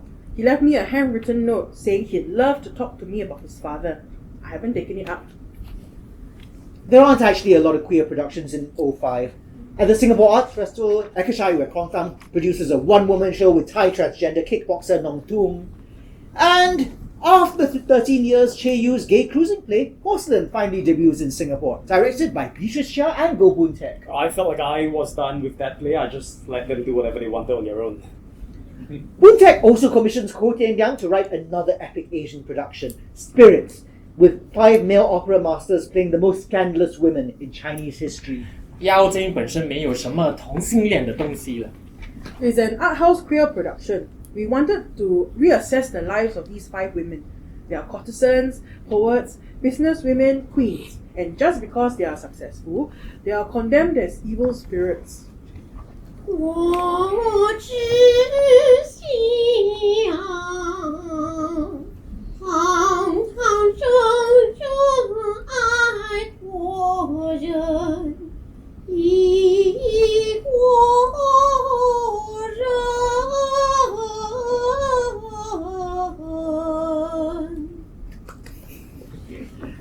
And when August rolls around, the queer community gathers not for a circuit party, but for a festival. Friday.com's popular nation parties may have been banned, but this hasn't deterred the gay and lesbian community in Singapore from asserting their place as citizens of the country. They will be marking Singapore's 40th anniversary with Indignation, Singapore's first gay and lesbian Pride Month. Playwright Russell Heng says, Indignation is a gay community response to this ban, as well as to censorship of publications such as Menazine. Gays and lesbians are indignant over what these say about their rights and their place in this nation. PM Lee Hsien Loong had announced in August 2004 that indoor talks would no longer need licenses from the police. It was time for the gay and lesbian community to test this promise. Indignation features a political forum by Alex, lectures about queer history in Singapore, China and South Asia, parties by Coco Latte and the queer sports group Atlas, and of course theatre, in the form of the bilingual play Boys by Richard Chua. 3名年轻剧场演员一起锁在一个别无去向的空间，什么都不能做，只能进行清洗工作。去天堂或地狱与否，只能凭清洁度来评估。这是一个爱情的故事，讲的关于3个男生的爱情故事。 I'm there too. I'm invited for the queer poetry night Contradiction, held at Utterly Art, where a gay art exhibition by Martin Lowe is on show. I read the gay emo poems I wrote in uni, along with Alfian, Cyril, and Jason Wee. It's hailed as the first queer literary event in Singapore. Of course, there was the fear that we wouldn't be allowed to stage this. The Media Development Authority contacted me on Monday and said we will need to apply for a permit. But the MDA's quick approval speaks well of the genuine willingness to listen on the part of our government. At the same time, at the substation, protest concerts are held to mourn Sam Shamugan Murugesu, a former national jet ski champion executed for trafficking 1 kilo of marijuana. These are Singapore's first major protests against the death penalty. The event inspires Benny Lim and Brian Gotong Tan to devise a production called Human Lefts. I would say there's a structure, there isn't a script. The work is really a fantasy story. It's about a second-generation politician who likes to cross-dress and have sex with men at night and has a boyfriend on death row. But that got into some kind of trouble with MDA. They thought we were referencing Prime Minister Lee Hsien Loong. So I was saying, are you saying our PM cross-dresses and has sex with men? This was 2-3 days before the show. The precise play did not get banned. We could still do a show under the same title, but we had to change the content entirely. The script wasn't staged. We did a closed door in 2006. 2006 is a political year. In May, general elections are held. Gay activist Alex Au's photo of a Workers' Party rally goes viral, shared on his blog Yawning Bread, proving to the censored Singapore public just how big opposition support really is. Wild Rice launches the first Singapore Theatre Festival. This marks the return of another lesbian playwright, Ovidia Yu, with The Silence of the Kittens. It's her first queer play in 15 years. On the surface, it's very important to talk about gay and straight, but after a while, it sort of fades. It became more important to write about people and less queer people. It's about the culling of cats in Singapore. But it's really about how sometimes we tend to clear up the castaways, the quirky people in our society, just to try and get them out of the way. I, as Minister in charge of remaking Singapore, tell you that regardless of what we shall continue to tell the international press, the majority of vast Singaporeans are not ready to accept the formation of groups seen to promote cat-loving lifestyles.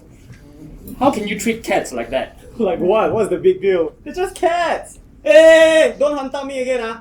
Okay. But if that's how you feel about it, no more, I quit. Promise. Happy? You mean that? Friends?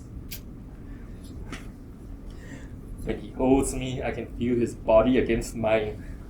I feel safe and loved. I can't remember the last time I feel that way. Of course, the sex is good too. As for me, I hit my stride in the arts community. I get a temp job at the National Arts Council. I publish an extremely gay poetry collection called Lost Boy, and I write a non-fiction book, SQ21, which gets launched at Indignation 2, full of coming out stories of queer Singaporeans. A couple of them I literally met while cruising at the bathhouse. I joined the curatorial team of Contradiction, which means it's now my job to submit scripts to MGA. And I start writing for Friday, SG Boy, the Flying Inkpot, previewing and reviewing queer theatre, which means now I'm researching the voice of my younger self. It's very cringe. There's a level of excellence in this first half of the play that's gem-like. It's just the two of these boys on stage. The intensity of their stage presence, their believable chemistry, their weeping eyes that could run like faucets. Even though I hadn't liked Oscar too much at first, I warmed up to that emotionally inhibited hunk until all I wanted to do was to lick that obscenely protruding belt strap of his, throw him down the ground on the stage, and fillet that repression right out of his system, virus or no virus. As you can see, I'm not quite out of my slut phase yet.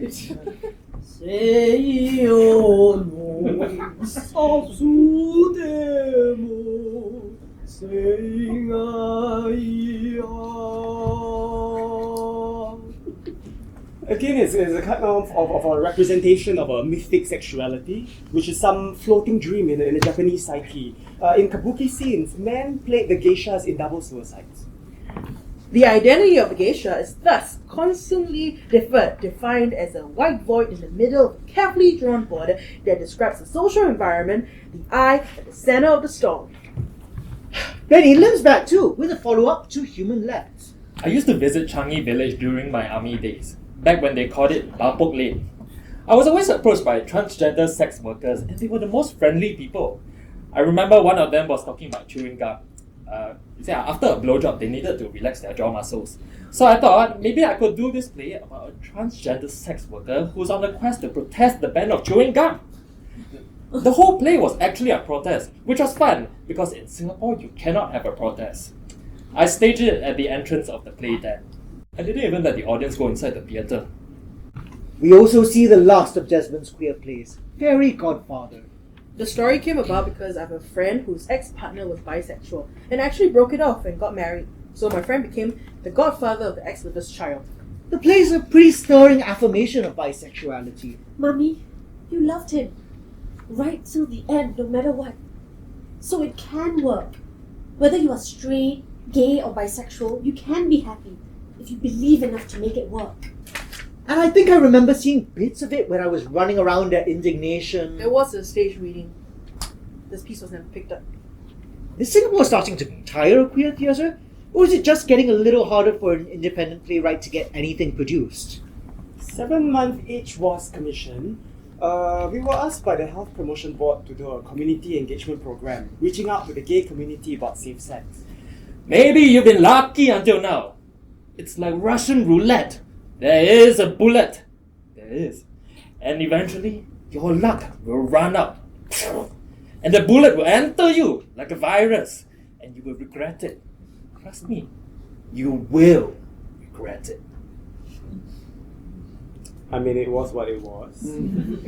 We've done a lot of community shows before, but a lot of the time it might be at a community centre or a hospital auditorium, whereas this time the venue was at a gay club. Specifically, it's at Knox Bar and Cafe, the same place I did my poetry reading for the first Indignation. And what's cool is that this is an interactive play, a work of foreign theatre staged just 3 years after the genre is unbanned. Jason made a choice to have unsafe sex and had to deal with the consequences. Through the audience's intervention, we have helped Jason make more informed choices without leading to a negative end. Okay lah, it's not that cool. But Naresh is still challenging the status quo. 2006 is the year he steps away from the weird postmodern theatre we're used to seeing and starts writing hard-hitting realist plays, confronting outrageous issues. For instance, what happens when a victim of pedophilia grows up and remembers his abuse? You wanted him to rape you. Biba, I am his wife, but remember? You're always so excited when he's coming back from work. Kak Biba, I put the plate on the table for him. I put the rice for him. I know how much he liked. Remember?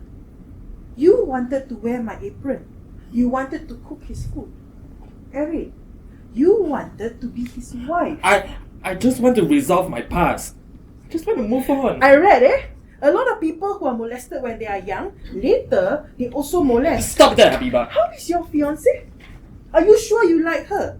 I think maybe you like men. Or boys.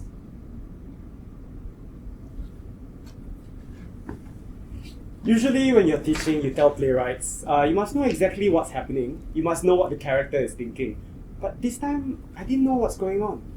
There's a scene where Habiba says Ismail is not here. And I have no idea if Habiba is lying or not. And I have no idea whether I can call this queer.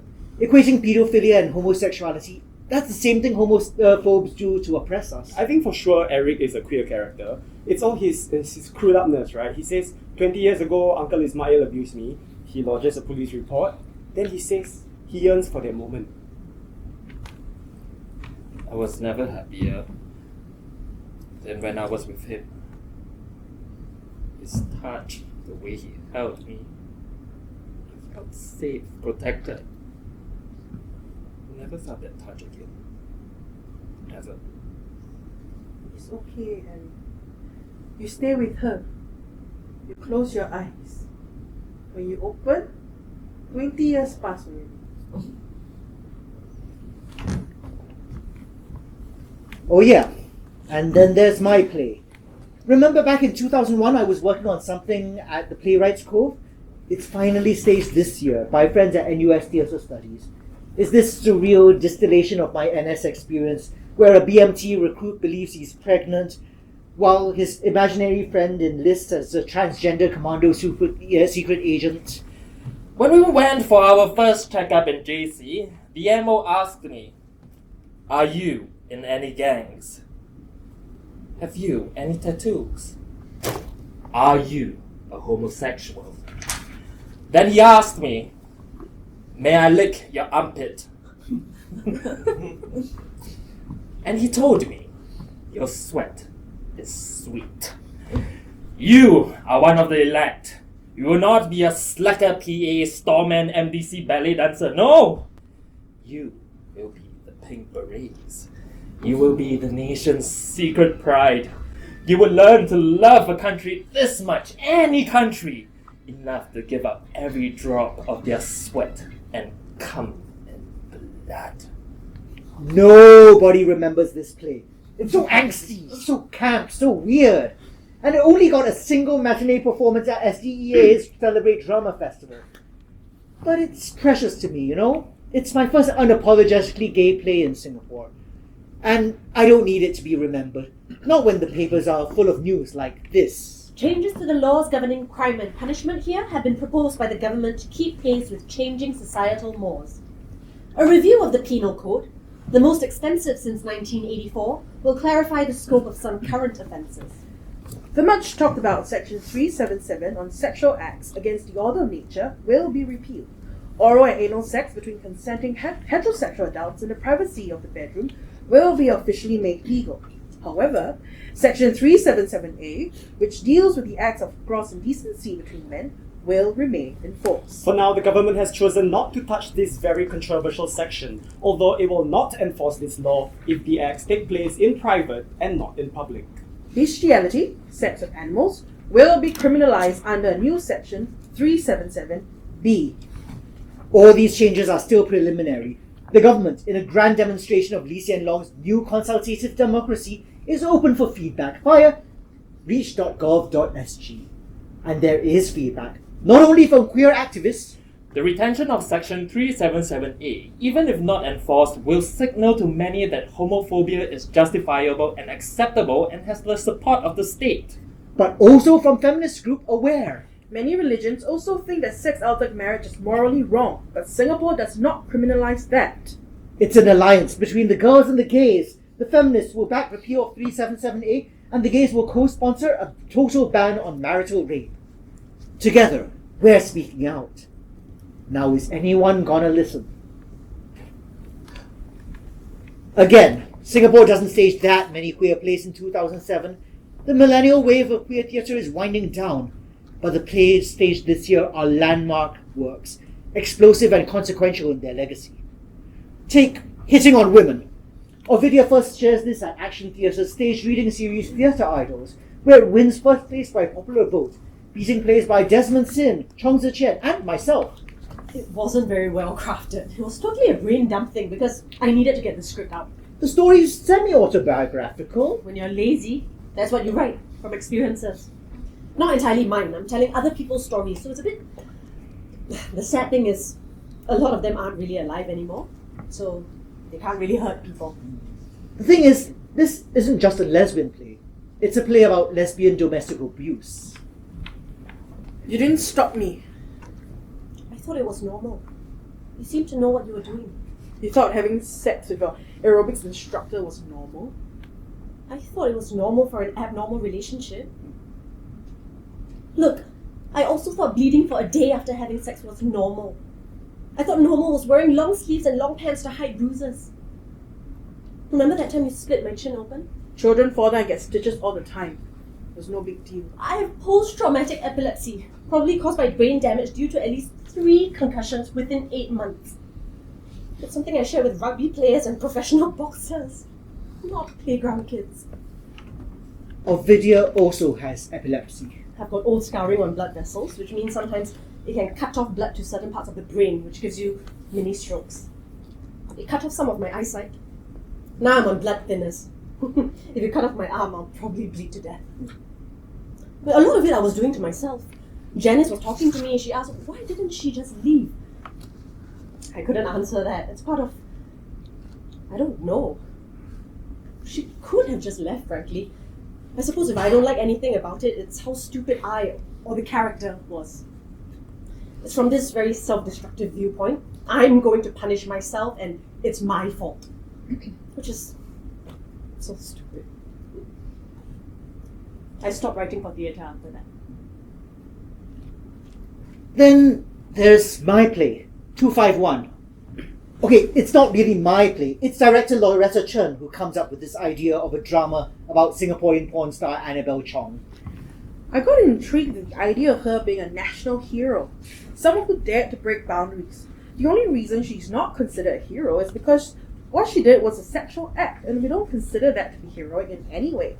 What Annabelle did was a video called The World's Biggest Gangbang, where she had sex with 251 men. She started off wanting to do her gangbang to challenge gender boundaries, but people never took her seriously after that. I tried to take her seriously. Too seriously. I align her biography with that of performance art in Singapore. I invoke the Bible and Chinese history. And I lean into the fact that she describes herself as bisexual, meaning that she's a fellow queer, like Loretta, a lesbian, and myself, a gay man. Like me, I show her returning from America, talking to an ex-lover. You were the reason I left. They take the bright, new, wonderful spirits of each generation and turn them into machines. They didn't with you. I've killed off Annabelle now. I'm just a yuppie programmer. No, you made a difference. You let us know there was another way. You never sold out. I gave my body to everyone. The church, the strip club clientele, the lonely men and women back home in front of a video screen. But you always took it back. That's the problem with porn. That's the problem with sex and love. You always leave some part of yourself behind. But yes, you have to try and take it back. The show sells out. Like immediately, it breaks records. I can't even get enough comps from my family and friends. But it's not because anyone thinks I'm a great writer. It's because of the sex. And honestly, I don't think I've written it well. I watch the show and I shrivel in shame because I feel like I haven't done enough. And meanwhile, Loretta's fighting for a vision. Loretta, how long is the scene with Annabelle Chong kissing another girl going to last? How long do you want it to last? We have guidelines to follow, yeah? Well, can you tell me what is considered too long? If it is too long, it is lesbian. But we are okay with the length if it is not lesbian. So, what constitutes a lesbian kiss? You tell me 8 seconds make it lesbian, then you'll kiss for 7. On top of the kissing scene, the authorities kept asking me how I was going to stage the climactic gangbang scene. I chose to only have 3 female cast members on stage, each wearing multiple Swarovski-studded dildos. Just before opening, Loretta gets an urgent phone call from John, an employee at the Esplanade. His boss wants him to cut the first 6 words of the play. In the beginning was the body. And this will be a logistical nightmare, since the lines have been pre-recorded by KKC. I was flabbergasted. Look, John, you've had the script for months. Why are you choosing to tell me you don't like the first 6 words on opening night? Why didn't you tell me to take out the words in the play? I'm sorry, I played the wrong track. The wrong track? Okay, let me hear the right track then. Boss lashed out at me in full view of the audience, repeatedly calling me a liar. My eyes were red and I held back my tears. I looked at John, hoping he would explain that he had given me the weekend to amend the tape. John stood still and looked at the ground. I understood that John just wanted to keep his job and there wasn't any shame in that. But Loretta doesn't let this go. A month after the show closes, she attends a young PAP rally at St. James Powerhouse with guest of honor Lee Kuan Yew. Good afternoon, sir. I've just got a quick question about, because you were talking just now about integration and globalization. Where is censorship headed for the next 2 decades? I can't answer that because I don't know how the world is going. We are constantly adapting to the world. We do not live in isolation. But when you take this business of homosexuality, it raises tempers all over the world, even in America. If in fact it is true, and I have asked doctors this, that you are genetically born a homosexual, because that is the nature of the genetic random transmission of genes, you can't help it. So why should we criminalize it? As it turns out, this really is an age of democracy. Because when Lee Kuan Yew speaks, not everyone listens. I'm not ready to move, and I don't think a major section of society is ready to move. Allowing an aggressive homosexual rights agenda to dictate law reform ignores the nature of Singapore's multi-religious, multi-racial community. Do you excuse pedophiles or psychopaths because of a medical condition? There can be lots of relationships, like between a person or an animal, or a person and another person, but which is incestuous. If this is the way the world is going, and Singapore is part of the interconnected world, then I see no option for Singapore but to be a part of it. They tell me that homosexuals are creative writers, dancers, etc. And if we want creative people, then we've got to put up with their idiosyncrasies. So long as they do not infect the heartland. It's against these debates that yet another gay play opens. Alfian Saad's Asian Boys Volume 3, Happy Endings. After doing queer history and queer geography, it just made sense to do queer literature. So it became this whole queer humanities trilogy. I started off by writing a few emails to Johann S. Lee, who spoke peculiar Chris I had read when I was younger. So many people talked to me about how it was a book that was handed to them in a brown paperback at the River Valley swimming pool. There was the profile of the author on the cover. I had such a crush on him, this good-looking guy, already an author at 19 or 20. And I think that's so important because it was literature that liberated us, that afforded our presence, that told us that it was real, that we didn't need to be ashamed, that what we felt was human. Okay, before we go any further, please just let's agree that there will be no more praise for Peculiar Chris. The book, as you've probably guessed, was completely unedited and unspell checked, with the word embarrassment misspelled in every instance in the first print. Alfian, given your credentials I am inclined to give you as much artistic license as you need. I honestly don't have the ego to be precious about the matter. The play Alfian writes is a retelling of Perugia, Chris, but that's just Act 1. In Act 2, he writes a sequel, taking all the teenage protagonists 25 years into the future, into the fierce politics of 2007. Kwang Mi helped to design this. It's our 3778 tank top. I prefer getting limited edition apparel these days. Do you have any other numbers? The play takes on conversion therapy. You know it's harmful. I'm not a statistic, this is real for me. All I'm saying is that you don't have to let sexuality govern your life. Unsafe sex. There was ice and E and K, all the drugs in the world, and not a single condom in sight. You think it's the body that's heavy and the soul is light, but it's actually the other way around. I suddenly knew what it was to just be a body and nothing else. Even activist infighting. It's people like you who I have to do battle with every single day. You are your own worst enemy. For you, a boyfriend is all the gay community you need. The only kind of connection you can ever achieve with another human being is an orgasm. You want to mother us. You want to be Mother Teresa. But we are not lepers. We can help ourselves. By coincidence, at the very same time, the Royal Shakespeare Company has come to town, hosted by SRT. Their chosen production is King Lear, starring Sir Ian McKellen with an infamous scene where the king goes mad and strips naked. Off you landings! Come unbutton here. Theatre critics consistently report that in this scene, Sir Ian reveals himself to be every inch a king. The rules in Singapore are such that if McKellen strips off, the production must be given an R18 rating, which means that more than 1,000 children who have booked for the performances will be unable to attend. The RSC has bowed to pressure. McKellen will now keep his togs on. But Sir Ian, who has been an out and proud gay activist since the 1980s, is still capable of mischief. He's interviewed on 95 FM. Singapore. Unfortunately, you've still got those dreadful laws that we British left behind. He's interviewed on Channel News Asia. I am a gay man, and I'll be looking for a gay bar if there is such a thing. And he's interviewed by me.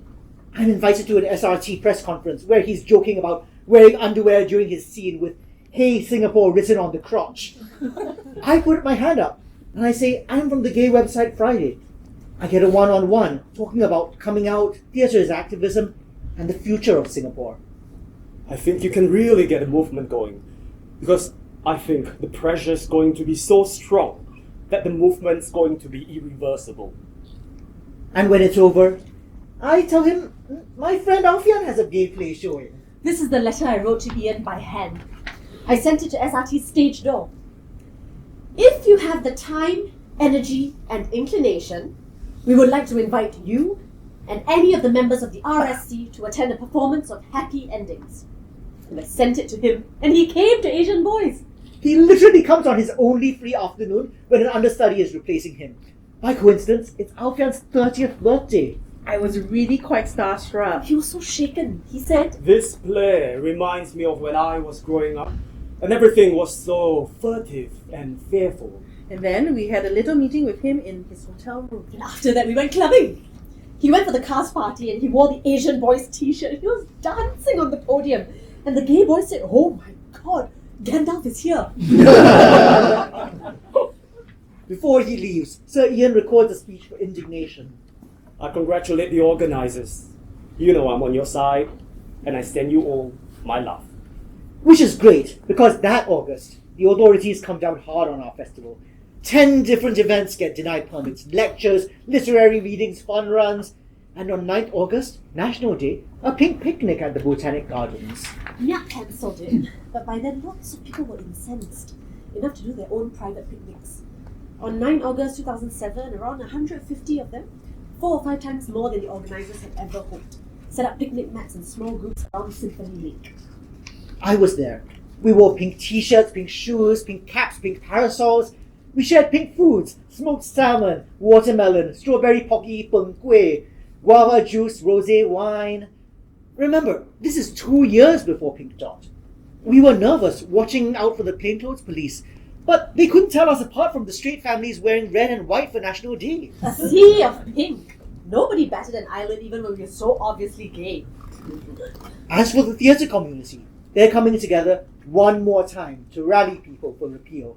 They shoot a video to be uploaded to this new website, only 2 years old, called YouTube.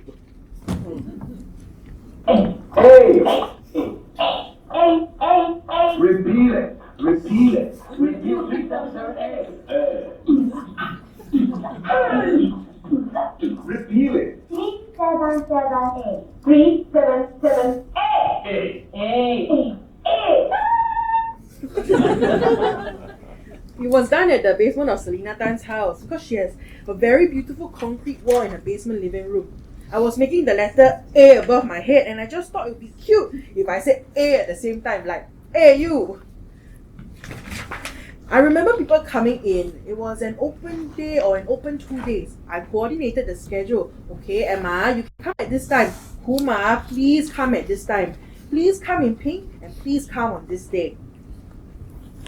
The video directs people to a website, repeal377a.com, where they can sign an open letter to Prime Minister Lee Hsien Loong To appeal to your sense of fairness and equality. To take the lead to move Parliament and your party on issues related to Section 377A. The time to repeal is now, not later. We physically collected signatures. We went to gay clubs and there were people who were very gay, but there were also people who were fearful. We did collect online signatures, but we printed them out. In the end, Ivan Heng, myself and Alan, we carried them down to the Istana. At the same time, a group of conservative activists started an open letter on keep377a.com. Sexual preference is not about civil rights and has nothing to do with equality or tolerance. Repealing Section 377A could lead to the modification of core family values and the family unit as we know it. Everything comes to a head when Parliament gathers on 22nd October 2007 to debate the Penal Code amendments. Queer activists have been working with NMP Siew Kam Hong not only to submit a parliamentary petition, but to make a speech that will inspire MPs to vote according to their better natures. I ask this House to signpost the values of fairness, justice, non-discrimination, openness and inclusiveness, which are values fundamental to a secular democracy. I ask this House to endorse the view that our people should feel free to express diverse views, pursue unconventional ideas, or simply be different. That ours must be an open and inclusive Singapore. These are the right things to do. Some have said that Singapore is not ready, that this is not the right time to repeal 377A. I disagree. I say that there is no wrong time to do the right thing. Now is the time, not to do the pragmatic or practical thing, but to do the right thing. These flawed arguments are marinated with distracting fallacies which obscure what is at stake. Repealing 377A is the first step of a radical political agenda which will subvert social morality, the common good, and undermine our liberties. If we seek to copy the sexual libertine ethos of the Wild Wild West, then repealing 377A is progressive. But that is not our final destination. Anal penetrative sex is inherently damaging to the body and a misuse of organs, like shoving a straw up your nose to drink. The anus is designed to expel waste. When something is forcibly inserted into it, the muscles contract and cause tearing. Fecal waste, viruses carried by sperm and blood, thus congregate, with adverse health implications like gay bowel syndrome, anal cancer.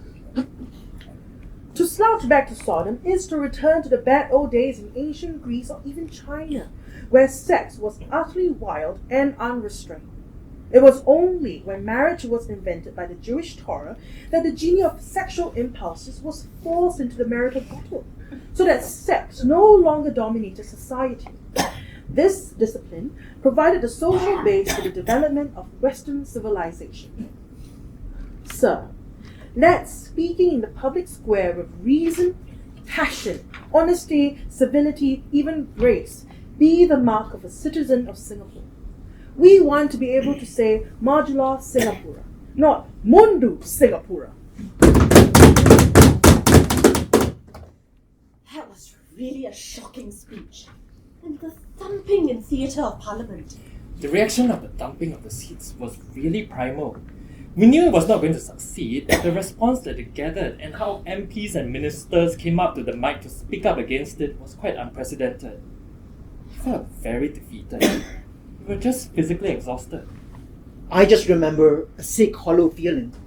Reading news sites, blogs, commentaries, feeling that innocent hope within us crushed. But, like Sir Ian said, It's a long process, and it's been a long time coming. Things don't change overnight, but in your lifetime they will. this is the story of 12 years in Singapore theatre, 1996 to 2007. An era of action, of fury, of almost sexual frenzy. There was just a proliferation of gay plays. One playwright would write something and he was like, oh, can one? And another person would write it. Toy Factory and Action Theatre and TNS, Malay, Chinese and English. It was just unending. When you refresh something for so long, you just have a backlog and then you remove it. And these plays see the light of day.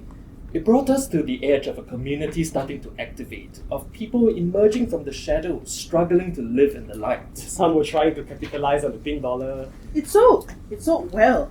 People were really keen to come and watch or go to backstage or taboo after that. Then the wave broke. After the climax, there's always the clumsy apologies, the mopping up. But that doesn't have to be a bad thing. Maybe queer theatre wasn't as essential anymore, because activism didn't have to be on stage anymore. It could be online, it could be in Parliament, it could be in Hong Lim Park. We could sit here until the night talking about what happened next. The Aware saga, constitutional challenges, Pink Dot. And all the way the artists engaged and responded and made those happen. But this is also my story of aging from boy to man. Some call it pink death. Some call it twink death. Some call it growing up. But I call it finding myself, becoming the queer person I was meant to be. Every time we do a gay play, the whole community turns up. But it has to move. What are we doing here? We all have to write our own stories. We have to let these stories take flight. There's a jewel on the ocean, a gem